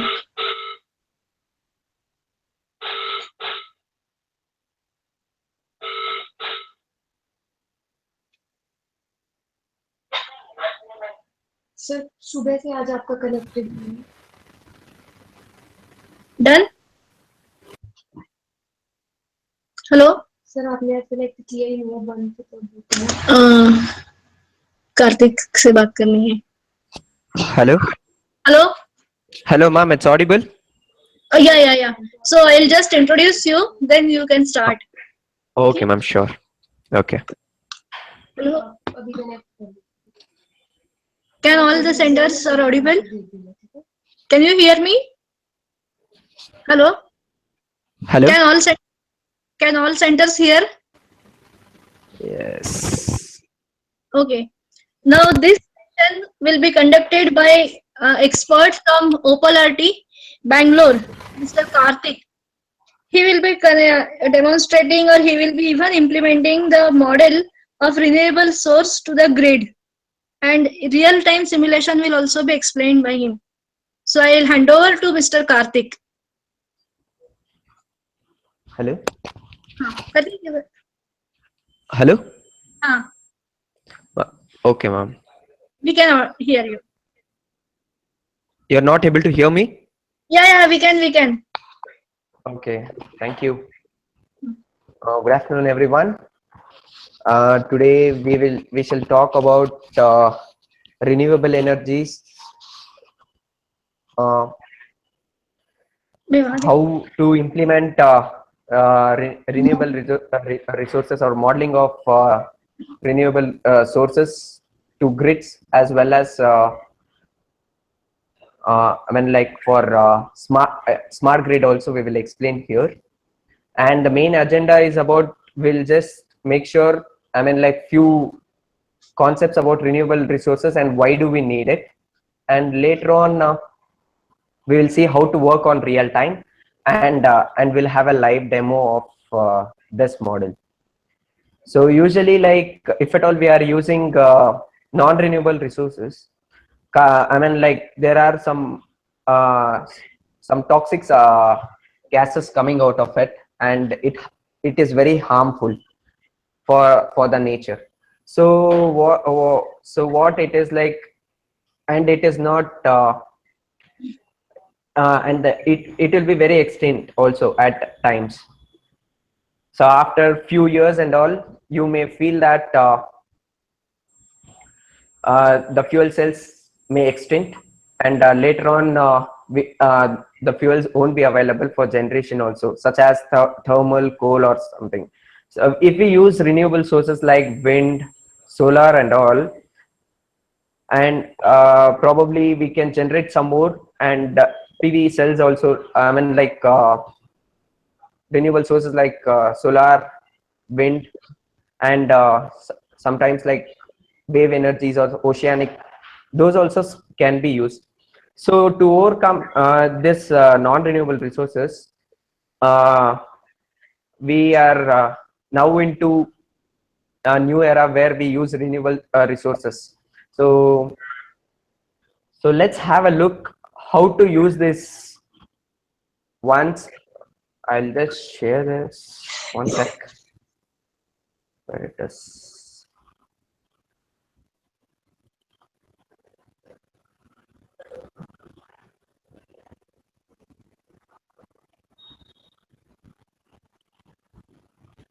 This is a power grid model actually, where we need to, it is using a solar PV array here. This is connected to a power grid, and whenever, like if this can be done, like this power grid tied, it supplies to the grid as well as to the consumer purpose also. For some household purpose also we can do it, for small scale as like small scale as well as large scale, like for the distribution stuffs itself. Here we may make use of some DC-DC converters and some MPPT converters also here. And the modeling of MATLAB Simulink is like this. This is the models which are present here is the top. This is not required for this stuff. Okay, fine. This is a PV cell modeling actually. This is not required right now. We are just using a test drive models instead of MATLAB in real time. So how the simulation should go on? This is an imitation of working system over time. So what it will do here is after implementing the model in Simulink, what in real time to make it compatible to the real time, what we'll be doing here is we'll be using two time steps. One is variable and fixed time. So, but to work on real time, this variable step is not useful because it is working in continuous, whereas discrete time in fixed time we'll be working on discrete systems. So what variable you will be using is like some ODE3 solvers, some solvers it will be using. So accuracy will be perfect, whereas it takes longer time for bigger models to compile. So this is not fit for real time. Suppose if you build a model like 600 node system, it takes more and more time. So instead of that, what we do is like we go into fixed time simulation step, where the fixed time simulation step, it also uses few solvers. So the time required for solving these system equations is very small compared to with the systems which are working in continuous. So the duration may be shorter or longer based on the systems which we'll be using. Suppose if we have a very huge system, it takes bit time to compile. So choosing the number of samples is more important here. It's like there is a formula for that. It's like switching the time step. How we need to take is like switching the sampling frequency should be equal to the number of samples which you want to take, that multiplied with the switching frequency. So this is really fit for the real-time system. So this is how, I mean, like, as you people can see here, this is how it looks when you open the simulation configurations in the MATLAB window. So here what they are showing is like, here this is the type which will be giving. Here is a solver. The stop time is 0.04. So this you can keep it as infinity also. So there is a time variable, there's a maximum step size, these and all, it's not required. Whereas the type, this is in variable step, this is for continuous system. And the solvers here is ODE5, ODE45, and this is 1E. I mean, like the relative tolerance is around 1 micro, sorry, 1 milli. Sorry. So what it happens here is, suppose if this is a sine wave which is here, and if you compile this in offline, if it is for 10 seconds, you get an output very fast. Whereas if you work it on real time, 10 seconds in fixed time step. So real time systems are compatible only for fixed steps simulation. So at that time, what it happens is like, if you are giving a time step of 10 seconds, it takes 10 seconds to give the output. Whereas here, if you are running for 10 seconds, the output will be available very soon. So this is the difference between offline running and real time working on. So this is how the fixed step simulation works. Here what we do is we enter it as fixed steps, and stop time is around 0.04. So you are getting a discrete output of the sine wave, which you had compiled previously in the continuous time system also. So as you increase or decrease the time step, you can see how your waveforms are. if you start reducing your time step, you're getting, I mean, like the resolution should be such that it is almost near, you can see in 50 microseconds, this one, that the sine wave is almost similar to the continuous time system output.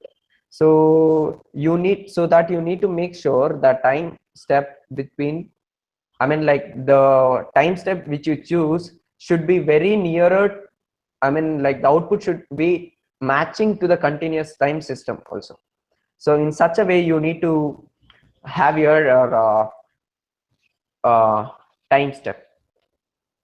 So what are the challenges you may encounter in this? So it depends on the complexity of the system's mathematical model also. These are like, so any model which you create, it in the backend, it will be having a mathematical model also, which you are not been knowing. So if you are using some transfer functions and building the models, so then it will be very complex. So then, and the computation strength of the solvers and hardware also will be used. Suppose you have a more, so for example, you have a inverter module as, I mean, like inverter model in your system. This system is working in a frequency range of around 45 or 45 kilohertz. So its time step is very much less, whereas the hardware, if it is connected on, I mean, like the physical model which is present, like a motor and all, so its time duration is much more compared to the one which is having very high switching frequency. So for that the solvers may take time, so, and it throws an error. So you need to make use of some rate transitions models, and take care such that both the time steps match, or else give some memory such with place a memory in the middle, where in the loop back it gives some values in the previous time step, and such that the model won't give any error also. So the model also depends on the time step which we choose. If at all we are not choosing a time step properly, it may take more time. So and the accuracy of the waveform also may differ. So offline sorry, so offline simulations gives accurate results. So this is in variable step, but in real time, if you are working, if the configurations are not proper, you may encounter problems in building those models. So we need to make sure all the parameters which are present, it is perfect, and the fixed step size also matters a lot. So what exactly is this real time? Real time is runs in synchronized with the clock time. As I told you, if you have a sine wave which was there in the previous this one which we were talking, if there was a sine wave, and if you are working it for 10 seconds, so if you are running in offline, you may get it in few seconds itself, whereas in real time, if you work it for 10 seconds, it takes 10 seconds plus some latency around, if you're running for 30 seconds, it gives around 30 to 33 seconds, and you are getting an output. The simulation results of the real-time simulator must be produced within the same period of time that its physical counterpart would take to give the response. As I explained you, if it is for 30 seconds, it has to give 30 seconds itself. So within the latency period of 1 or 2, that's all.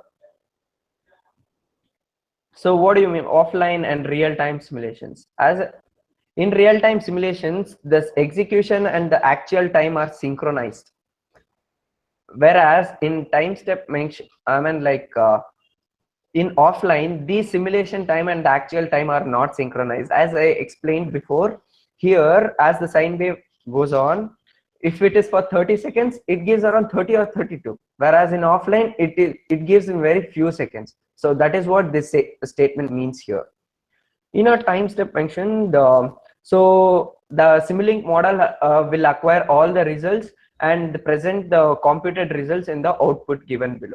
I mean, like in the scope, you can check what the output are coming, what are the outputs you acquire from running those models. You can compute and analyze the model and present the computed output when I mean, like you can see the results which are coming out of the model, which then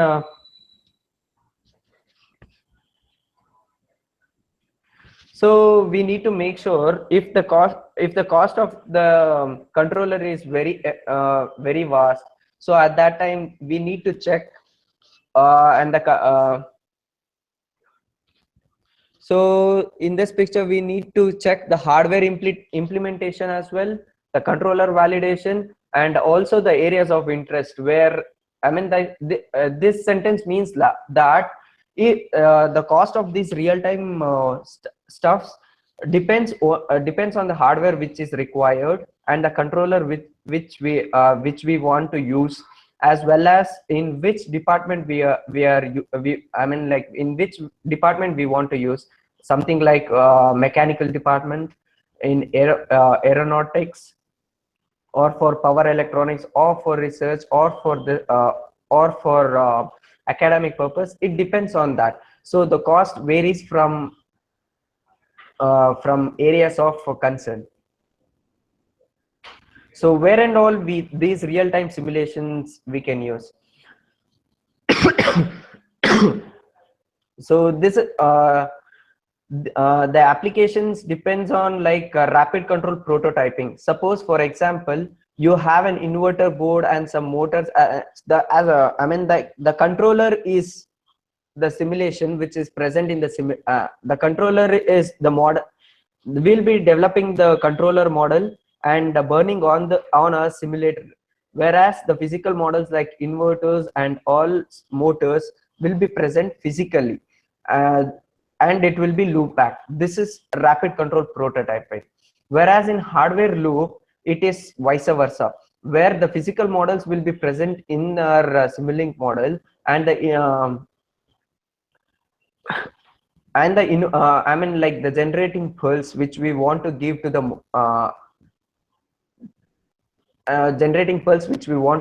motor, that will be physical. So we need to code.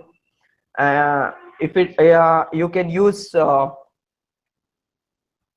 some S function blocks also, I mean like where we can use some coding part also into this system, and work some models for validation also. So this real time, as I explained here, you can see the controller part is on the simulator, whereas the physical part like motor or automobiles like a car, this is a PV cell, or the windmill, these are the physical systems. This controller part will be controlling these physical systems, and the loop back of those outputs to control, like feedback, what we say, this is given back to the simulator. And this is RCP, where physical model where the controller part is kept in the simulator. And the hardware in the loop, here the physical part, this physical part and the invert part is kept in the simulator, whereas the controller part like DSP or some microcontrollers which we can use to control the gates of the inverter, in this case to run a BLDC motor. So this works in a loop back. This is called hardware in the loop, since our controller will be present physically. So what are the applications of these real-time systems? It can be used in power systems, like in high voltage DC, then AC transmission systems, sometimes in drives, distributed energy, and power electronics, areas. And this can be used in automobiles and aeronautical industries also. So in power system in power systems we use of MMPTs, and in AC transmission system we use of fax devices. Some for that purpose you can use power systems, where you, for example, like if you are I mean like designing a controller and you want to test it live, and you can't directly go and connect it to the live plant which is there. So before that you need to check how it works in real time. So for that purpose you can use these real-time simulators, and drives in algorithm speed or current position. This is like HIL purpose. Drives is mostly in hardware in the loop stuffs we can use. And distributed energy, this is like uh, microgrid or smart grid. This stuffs will be used here. Power electronics, like we'll be having some converters. We use of converters in the uh, grids and all, or in power systems. So for that purpose we can use it. Can simulate with a frequency operating at 100 kilohertz also here. I mean like you can say for high switching frequency also you can use these real-time simulators. So hello. So what are the benefits of this power system simulations? So it is difficult to test power system devices in the working environment. As I told you, if the plant is working real time, you can't, if you are designing a new controller or designing any new controller, you can just directly go and connect it to the live plant which is there.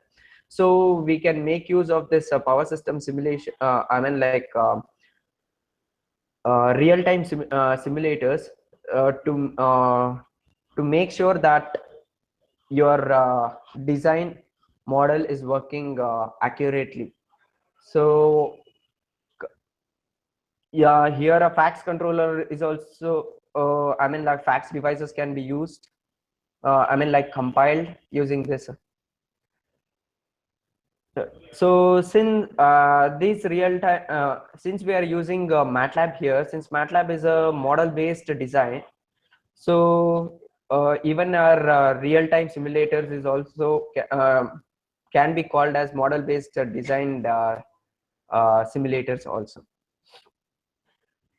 So what exactly it happens? So you are developing a model here. this this is the model design. This you are working in offline. Suppose in variable step, since you are working on variable step, it may take more time to compile. So if you are going in fixed step and making it work offline instead of using it on real-time simulators, then after that if you are, then you are generating an executable code called exe. So this exe will be loaded on, okay, this system, as I told you before, this is an executable file. If you are running on offline, we are not going to dump this. We'll check whether the system is working fine or not. Whereas if the system is working on real time, this when you build, it will give a .exe file, which is an executable file. So then we'll make sure the system is I mean like we'll map all the will map the model to the specific target which simulator we'll be working on, and we'll load it on that simulator. So after loading, you can just check the test results which and all you want to acquire. Since this is here you can see a test model which is on a CRO. So if at all we want to use like this, we need to make use of IOs. So for this we'll be having some codes called bit streams. So that we will make use of this to make will ensure that we'll be using IOs of this simulator to get an output. So this is an application description of a power grid. So here you can see this is a grid. We are not connecting here. This is the main grid utility, and we are not connecting here. these are the renewable resources, wind turbine and the solar one, and we have a battery here. This whenever it is turned on, it can consume some energy, and we have some residential loads also. So we can make sure that whenever here we can say that this wind turbine and solar panel works as a backup system for the main grid utility. This is a 600 node system actually, which we have designed here. So this is in a test drive model, which we are not showing in MATLAB, where it is a very complicated system. If at all we show also, it's like it looks very complicated for you people for right now. So this is a graphical user interface where we have made use of test drives and some lab views. We have developed these using some LabVIEW models as well, and linked it with the real time to make it graphically look nice, and ensure that you people can understand better than the models which we develop in MATLAB. So this, as I told, this is a 600 node distribution system. So what are the challenges we encounter here? So this power distribution system, it's like what we like. Oh, if the systems are very much big, so on which simulate, I mean, like, think that it is 600 right now. On 301, we people, I mean, like, the simulators will be of multi-core systems. So it can be 4, 6, up to now it is 12. So if you have a 4 core system, so what it will do? 4 core system is like, so if you have a very big model, and the computation time, I mean, like, time step given, time step taken to compute is very is more. So at that time, what we can do is like, we can divide those subsystems and make it to work on different cores, and make sure that the system is synchronized such that the results synchronized, and the systems are very much the results, I mean, like, for we can say what we can say is like, the delay, there won't be any propagation delay between those two systems, such that it throws an error, or you may not get your results properly. So we need to make sure all those um, time step and stuff so would be proper, and it will be synchronized.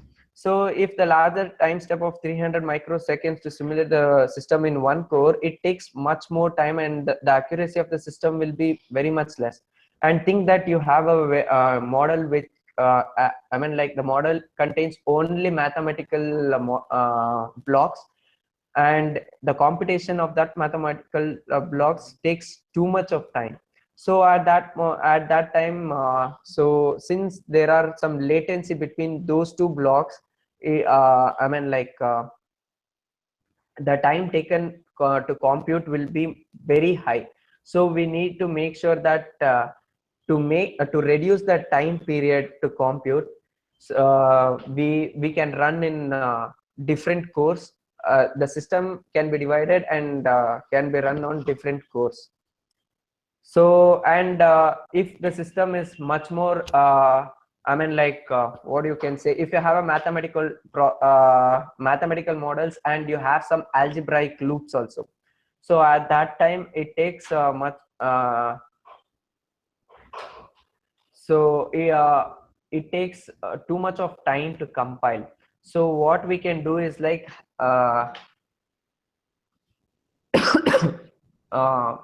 sorry, so what we can do is like, you create a system where you have a master and a slave. so which is very much essential. Master and console first of all to make sure the system is working to make it compatible for real time. So this apart from master and console, you can have many more slaves where you can work these slaves on different cores and make it synchronized. That is most important.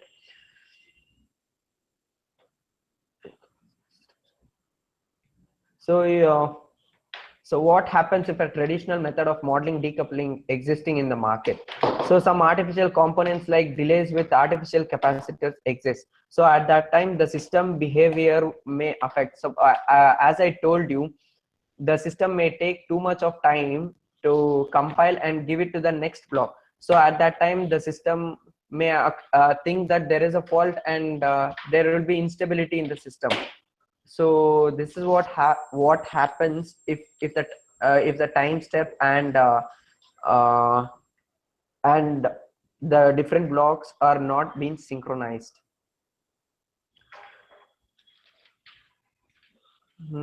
So what about in the power electronic circuits? So the tradition power electronic interpolation. So this simulation tools, so what it happens is like in offline,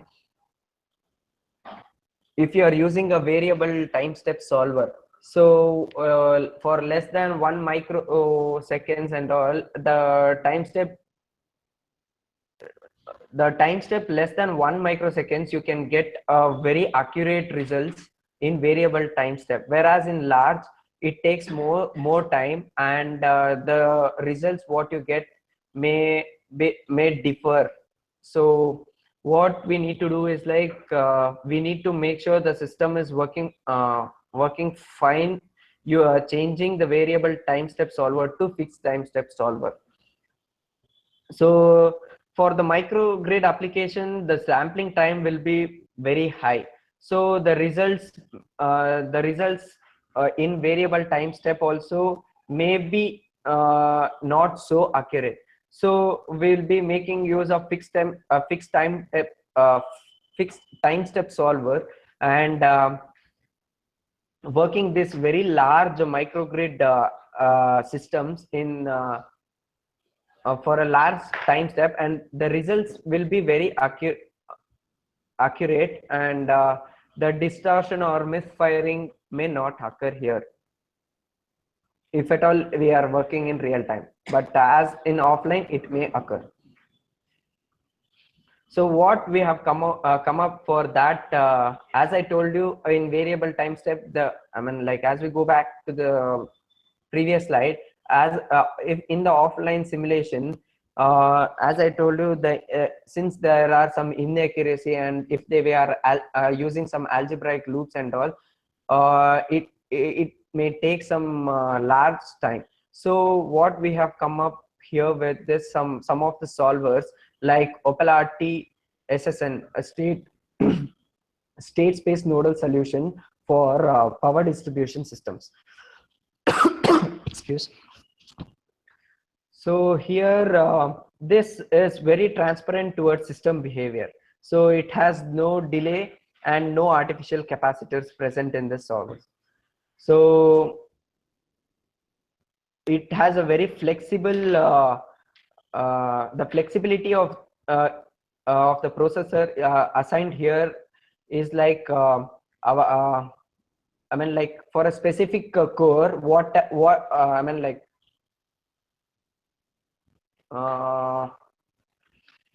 as I told you, we have multi-core systems. So here, what we can do here is like if we are synchronizing and making the model to work on different cores, so the flexibility also we can flexibility like synchronizing these processors will be very flexible here, and possibility to add 3 to 4 three-phase breakers per group without affecting the real-time simulation.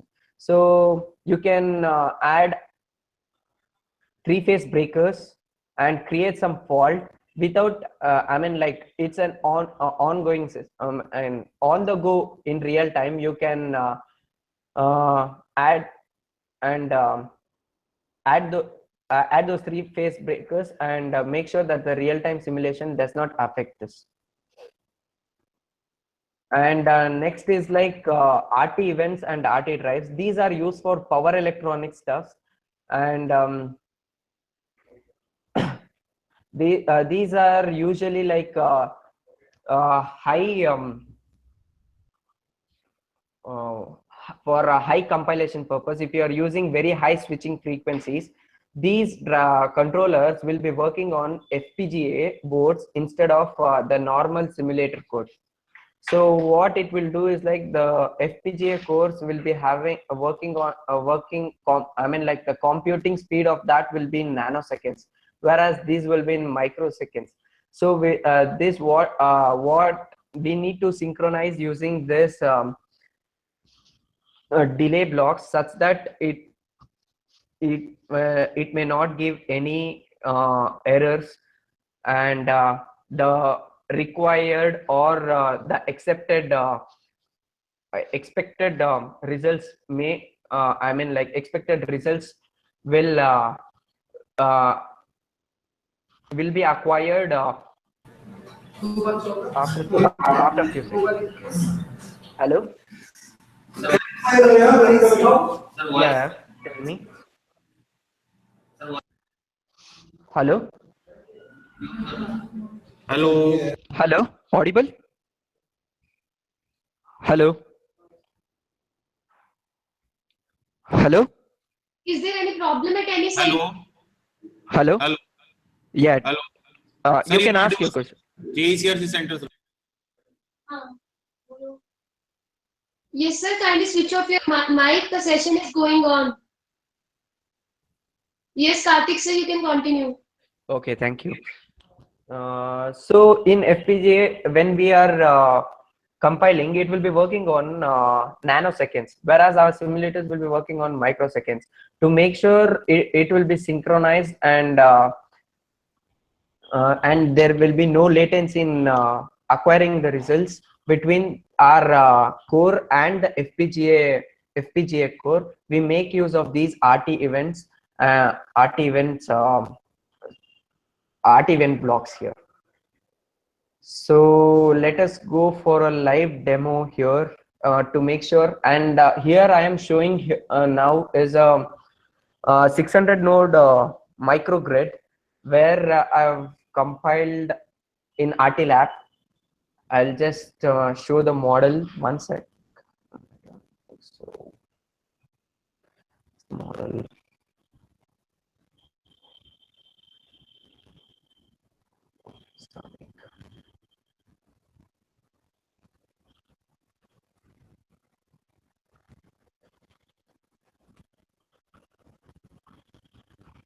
So this is an RTLab window. Here I am editing this model to make sure it's opening.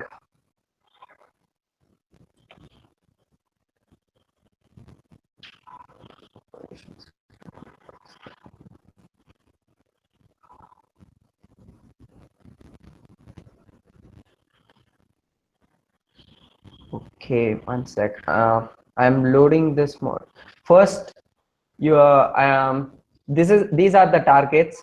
If you go on right click here, this is a meta controller. First of all, this RTLab version is around 11.08. So after opening this, to choose the simulator, which simulator we are using, go to this target, new, and new target, and you need to type some name for your simulator and the IP address of this simulator. Now my simulator is on 45. I'm using 4500 simulator, which is the IP address is 192.168.1.123. So after this, you need to right click and set it as development node. Once you choose the you can go to create new project. Double click on this and you will get a project name. So you type your project name and press finish. Since I have already done my model, I am not doing this. So I have created a project called demo microgrid, and my model. And if at all, and after going here, you need to add and go to existing model. This import and link. Import is the model which you can import from a I mean like MATLAB, this one. And once if you import this and start editing, the whatever the changes which you are doing here, it won't be affected on the model which was there in the MATLAB, which you had worked in MATLAB window before opening RTLab. If you link whatever the changes you have done, it gets changed. So I have chosen my model as power grid microgrid. I have created this. Double click on this and you can edit your model. So my system, my model is getting opened. You can see here.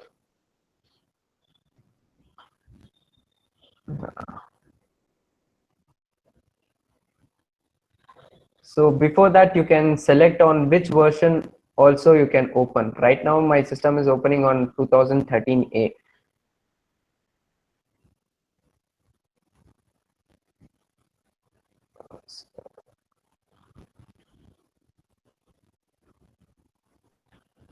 So this is a 600 node distribution network, as I told you.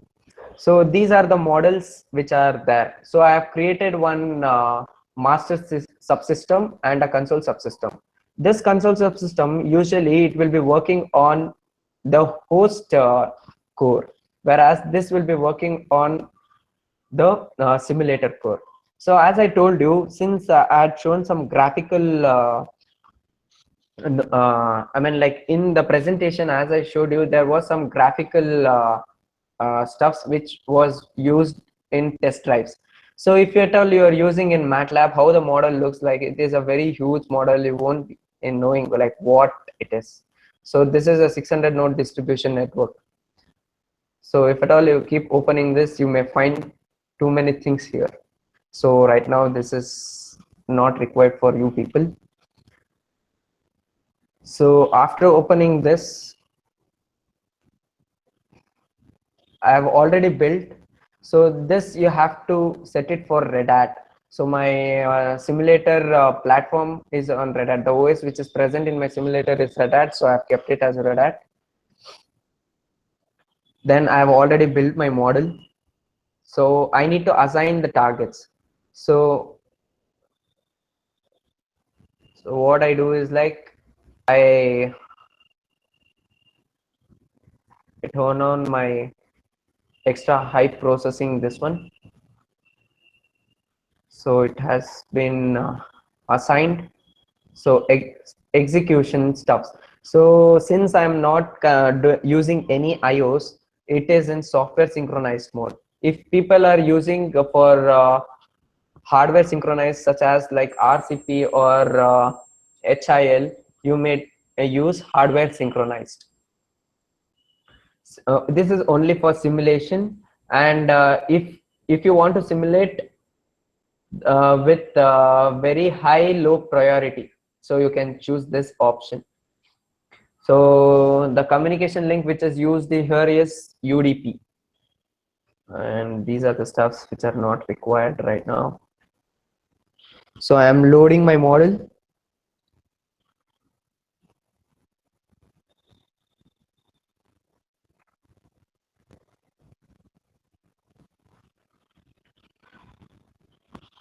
So it is getting loaded.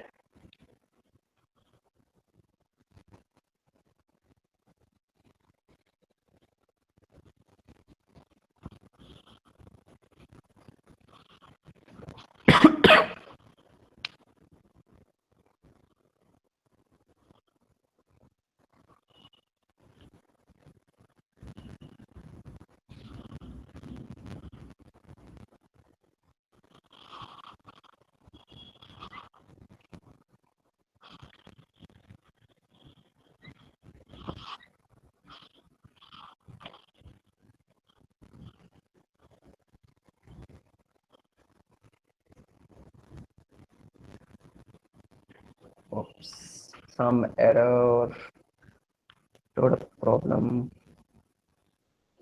unable to initialize global root. One sec.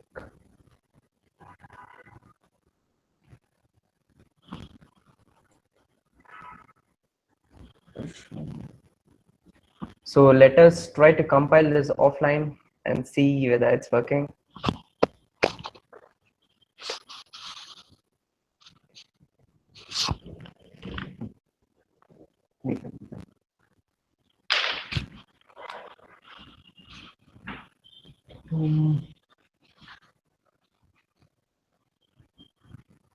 Sorry, it's like before going to the run, I mean like loading onto the system, better we will make sure that the system is running offline first.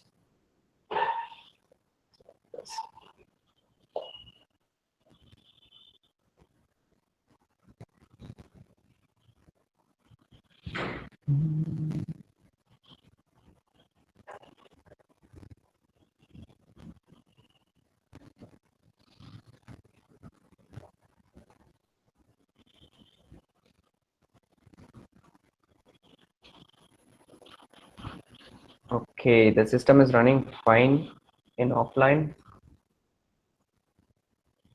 Let's save this model. Okay.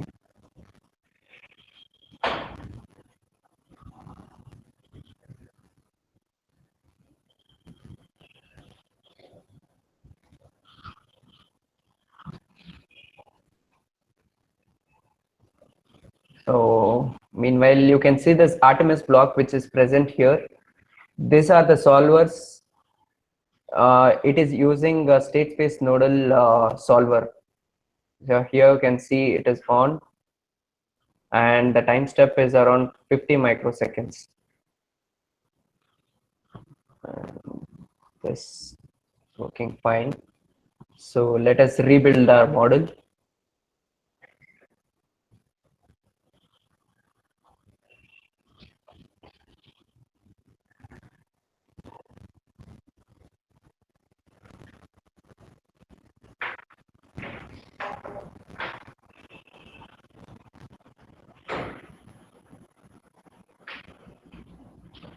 As you can see, like while compiling, this is the compilation block, this one. So any error you can debug checking from this window.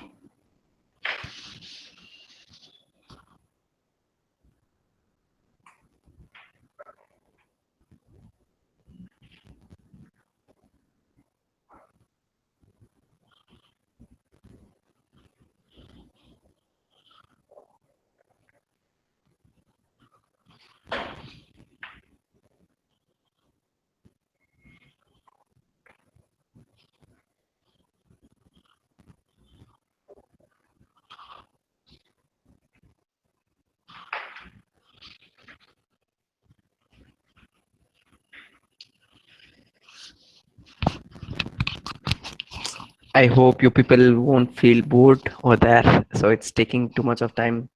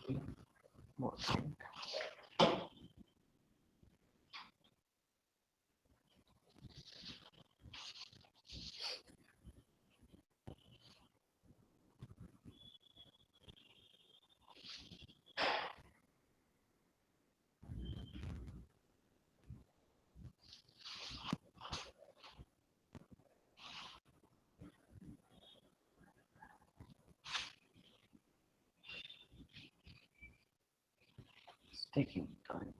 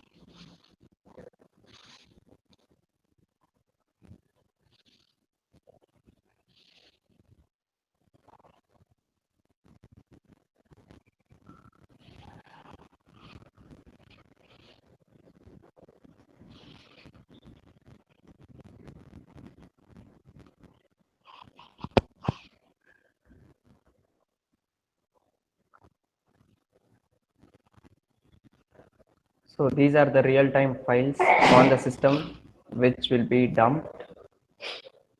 It's getting converted into real time here.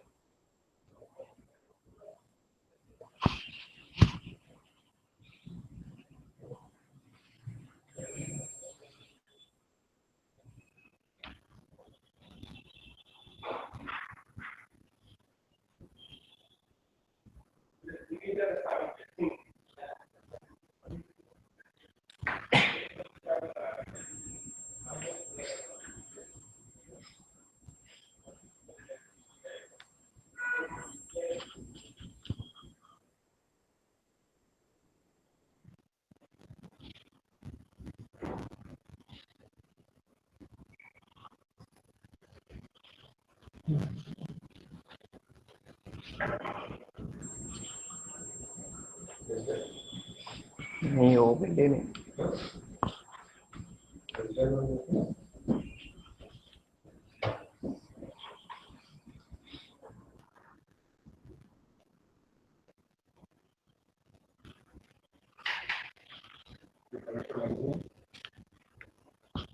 Online किस online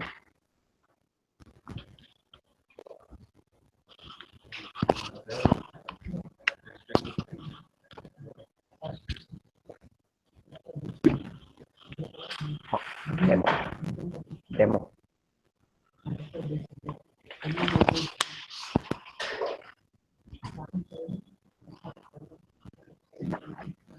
it's taking so much of time.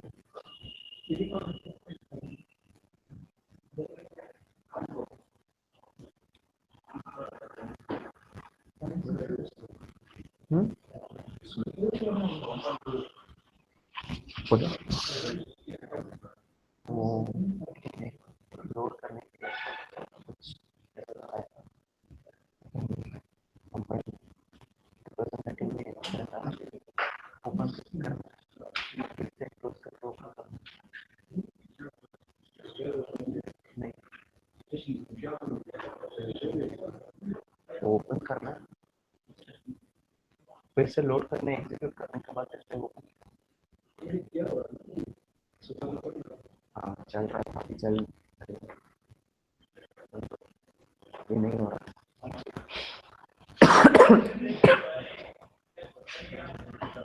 हाँ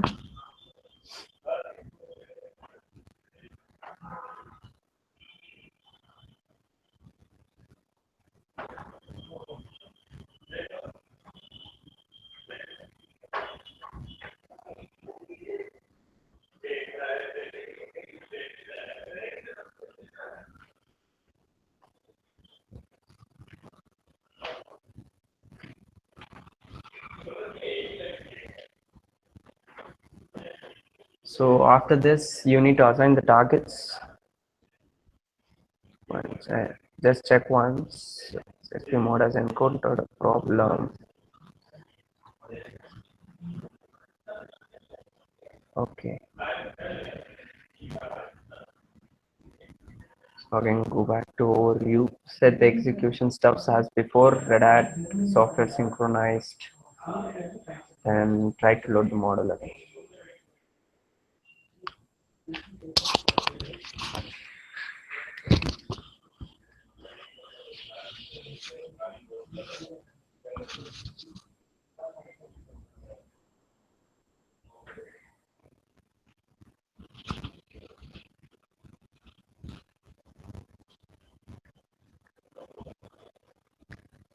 It will execute.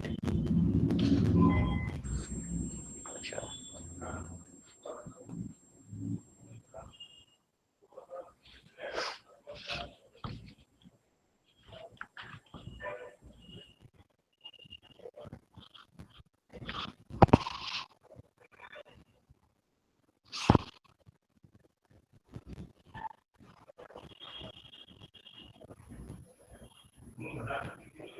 Fatal error. One sec.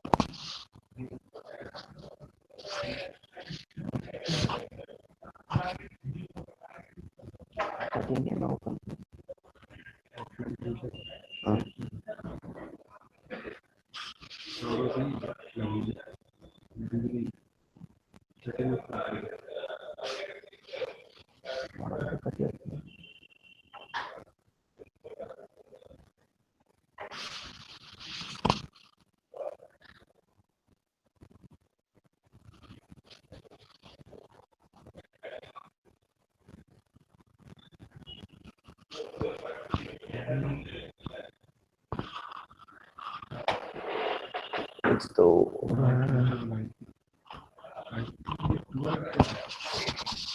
well.3.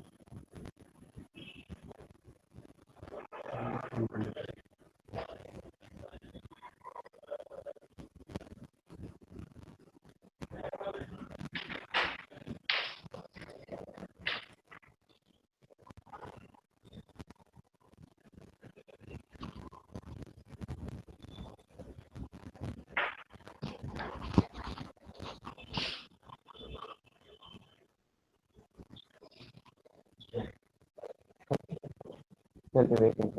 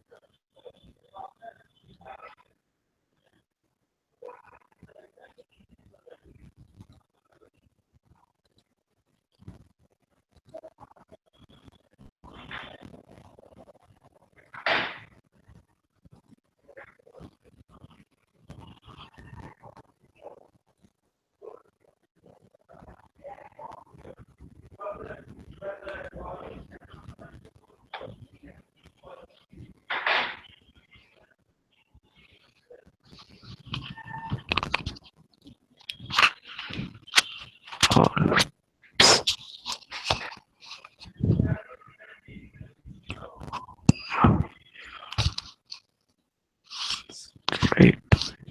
Okay.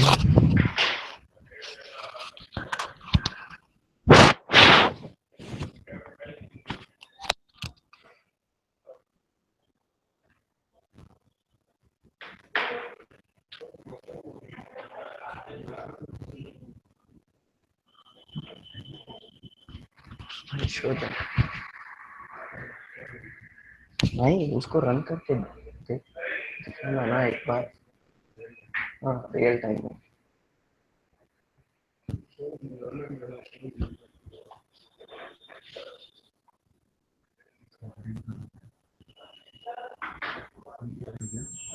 इधर Hangouts में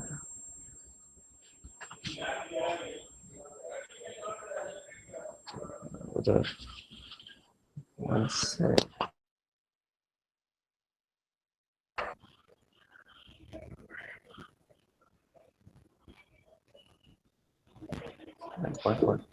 MATLAB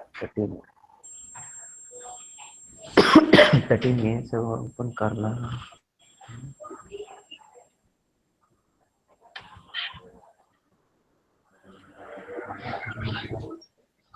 ठीक है.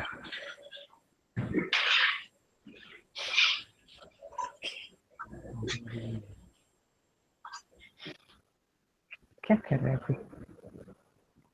Well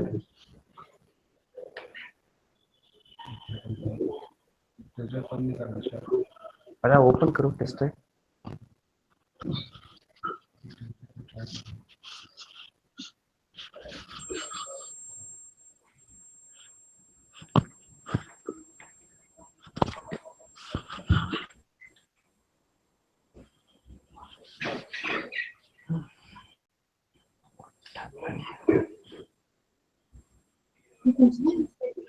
hello. Yes, sir. Is there a problem? हाँ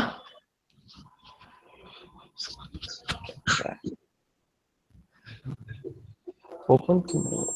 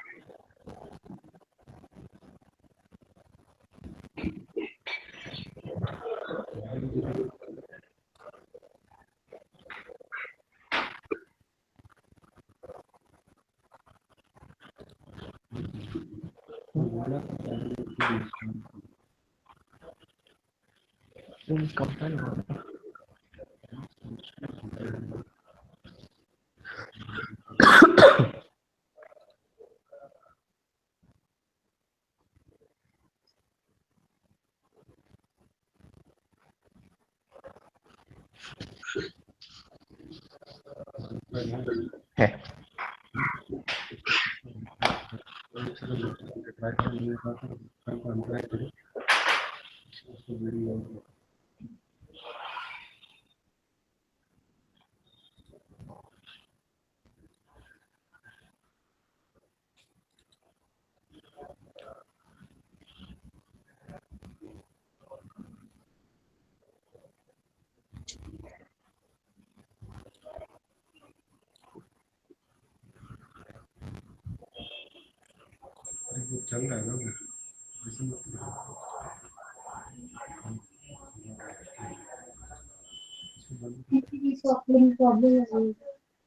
Hello.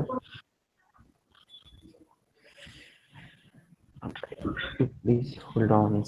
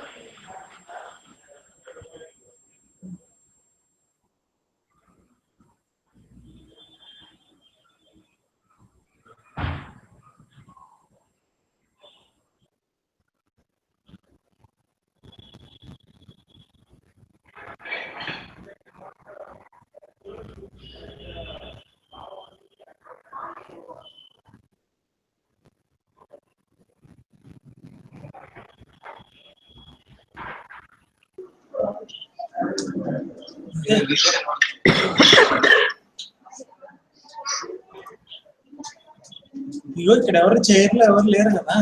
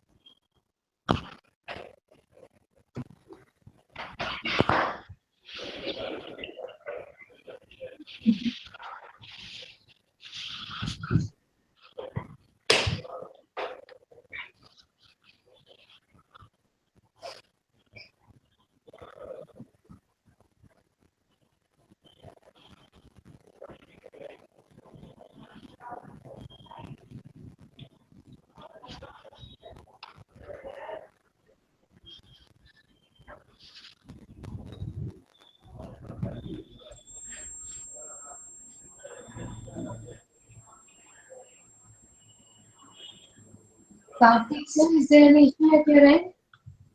Ma'am? Sir, is there any issue at your end? No.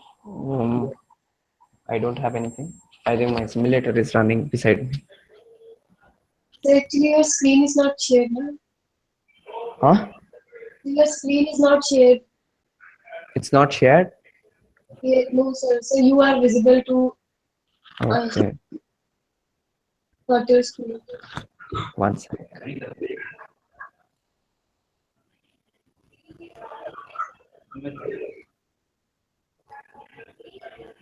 Share this.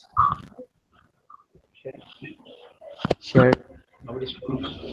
Yes sir, now. You can see now. Hello. Yes sir. It's visible now. Yeah. You can see the screen now. Yes sir. Okay. Thank you.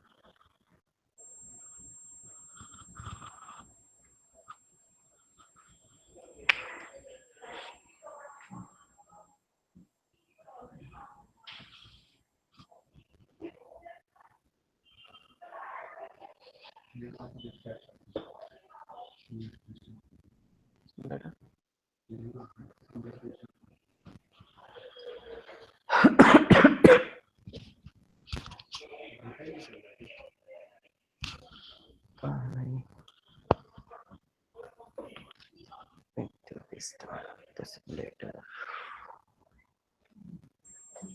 7.13%.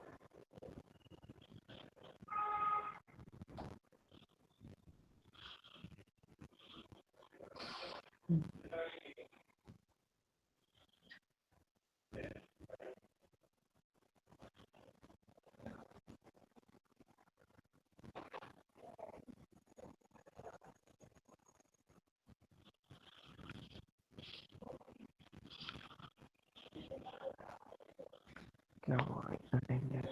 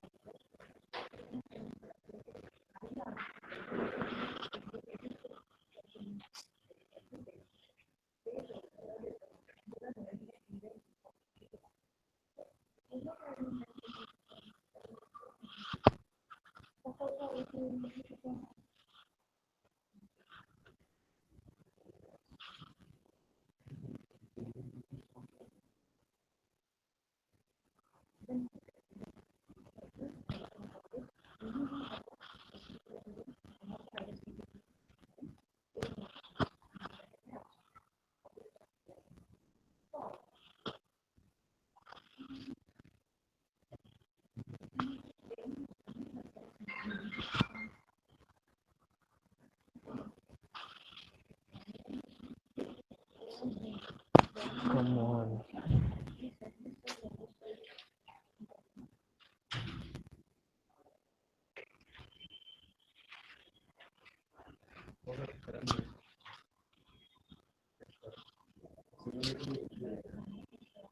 Restart.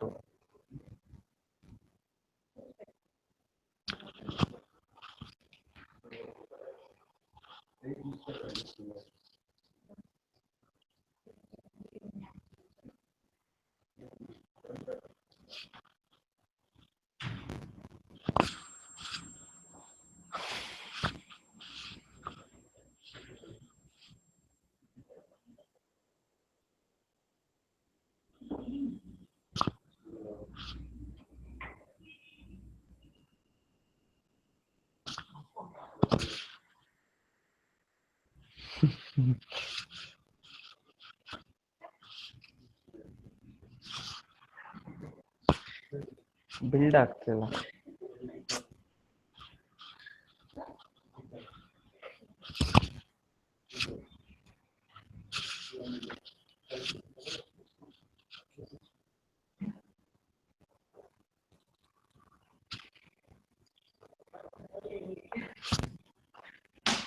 ಅದಕ್ಕೆ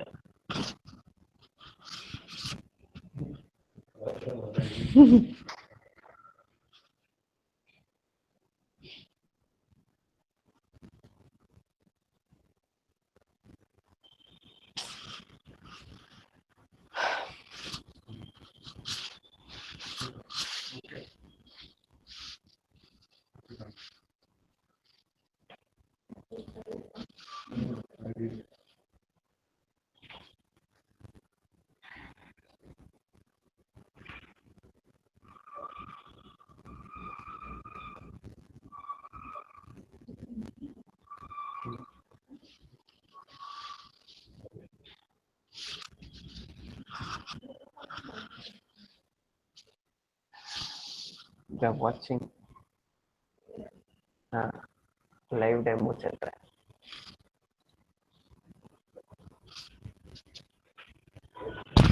Closing.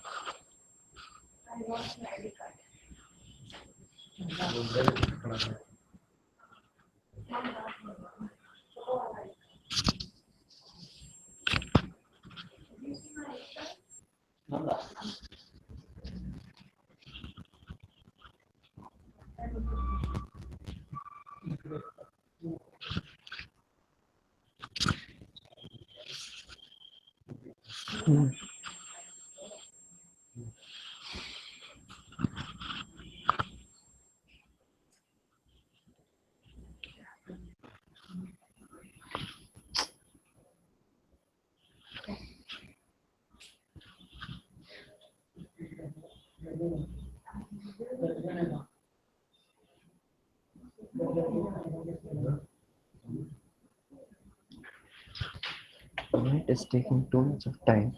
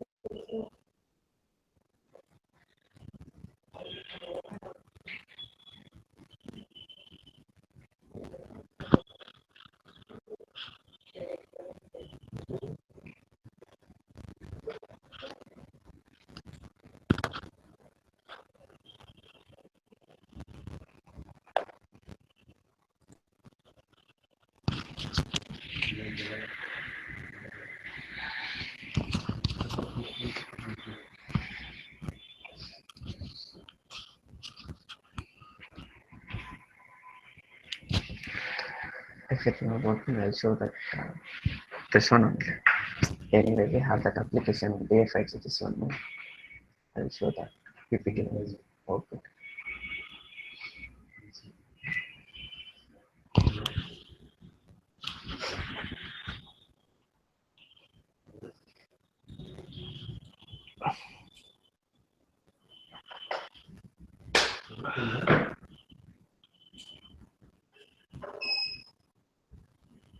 So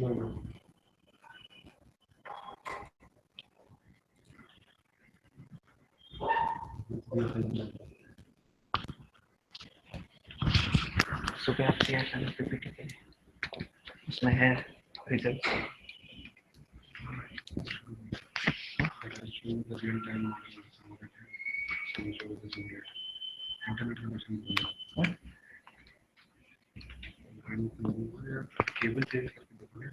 नहीं इसलिए हुआ था ना आ रहा जा रहा है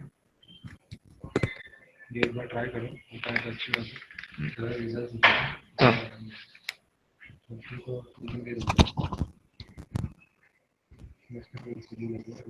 हाँ और एक बार रियल टाइम रिजल्ट निकालो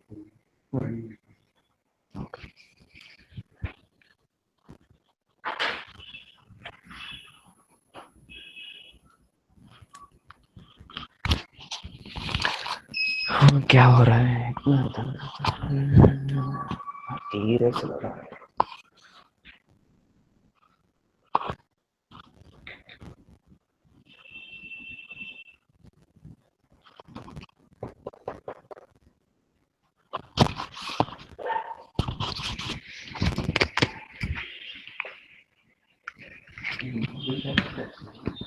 लोड माना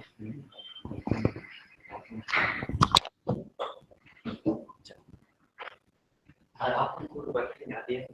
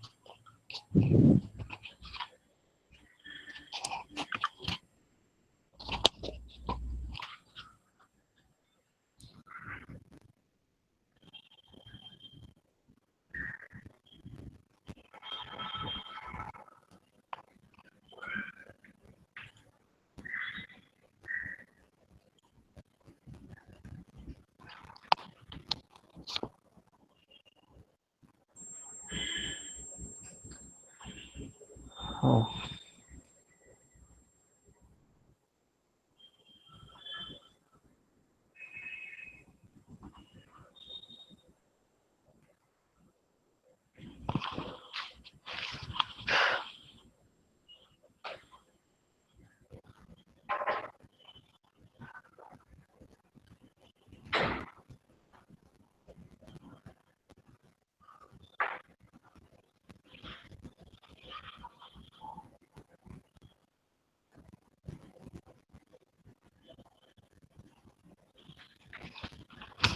Oh, oh, thanks for the patience.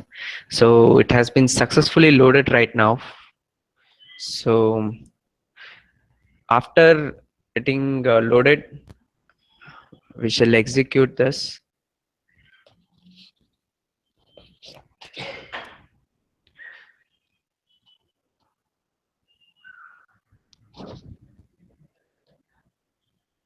So I have executed this system right now.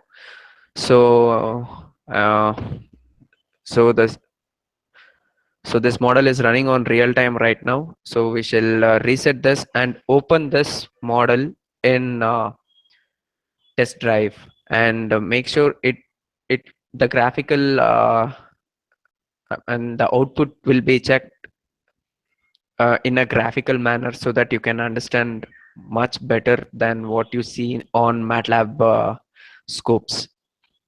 So I'm just resetting this.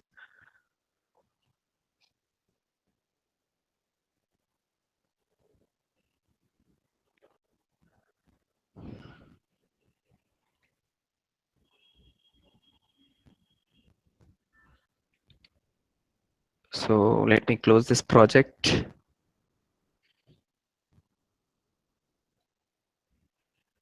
Open my test drive. So say okay. It's there.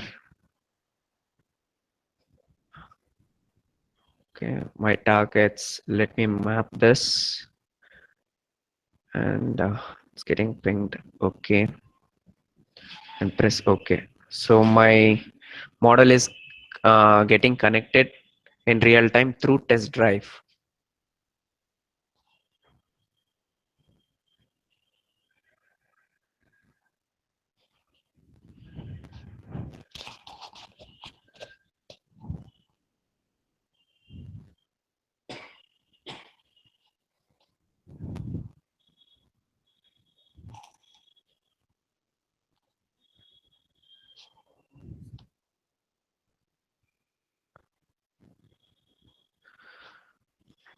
So this is the model which I was showing in my slides.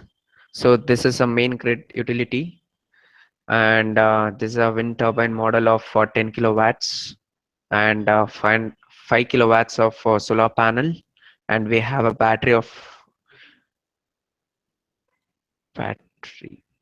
and a residential load too.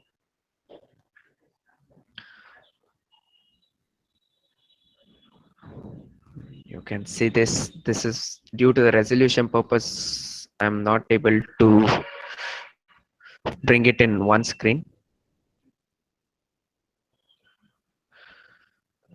So whenever you are changing this, you can see like right now I'm disconnecting my main grid, and only my wind turbine and solar panel is working, and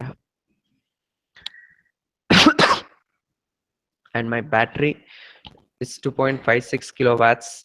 It is giving the power, and 5 kilowatts it's given to the residential load.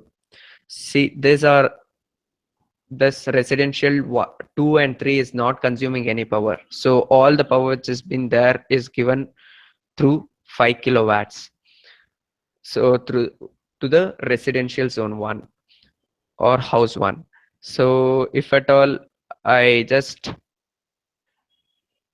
close this breaker, and you can see 0.445, it is coming from the power grid, and this is consuming right now. So the battery is consuming the power here. So similarly, you can see few more results. These are the PV control results. So for this is for 24 hours irradiance profile. Okay. This is the voltage, and this is the current, and we have inverter output and inverter current also in the scope, which is present in the converter part, which I showed you for a microgrid, which for I mean like in the model which will be present to convert from DC to AC.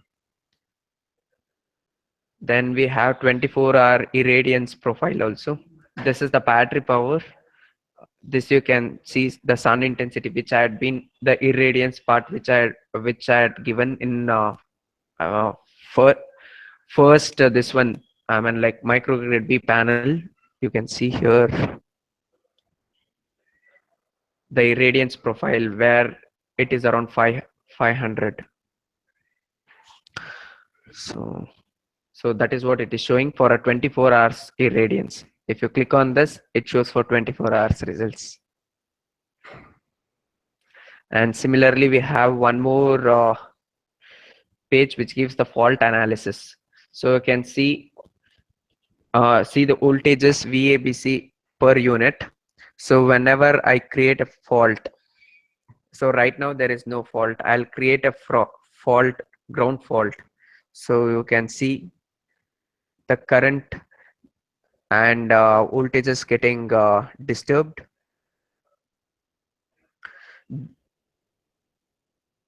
So if you put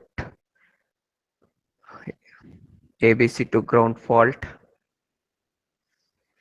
so you can see the transients also you can see here.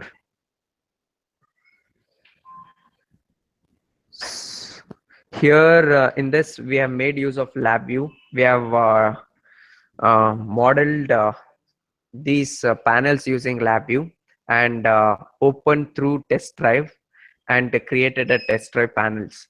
So this is how we can make use of all those power systems models in real time. So these are the results. Similarly, we can make use of DFIG models also present. Some more you can use DFIG models as well as some more. If instead of grid you can use thermal plants, and also you can check. And okay, that's all from this.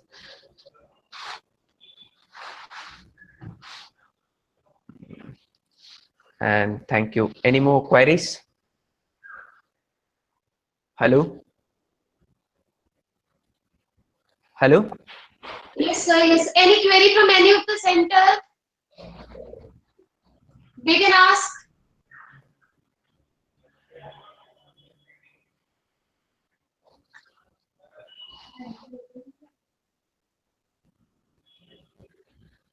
Finalix College, Maharashtra.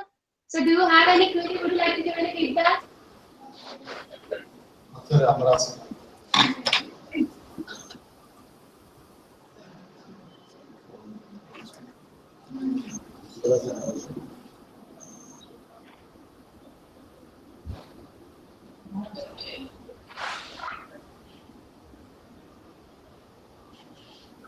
Finalix College.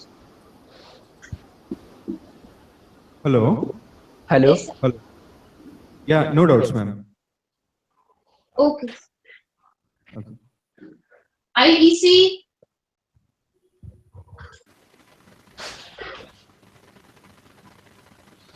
IEC College. Do you have any query? So, 1 minute. Yes, sir. There is no problem, ma'am. Okay. Thank you.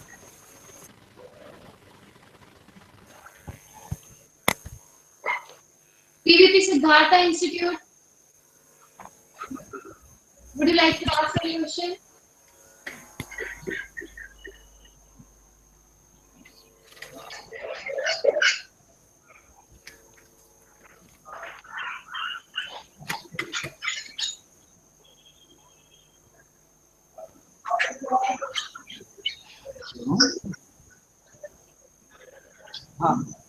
No doubts, ma'am. If you are audible, you can speak. No doubts, ma'am. Okay.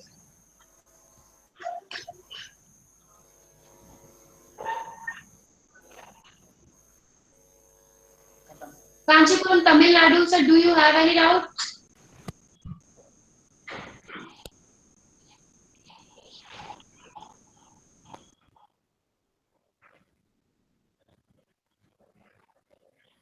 Kanchipuram.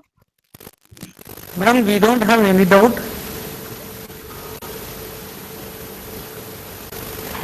Hello?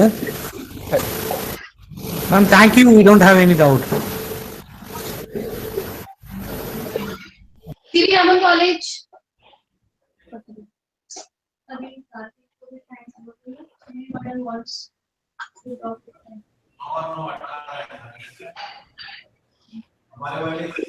CV Raman College.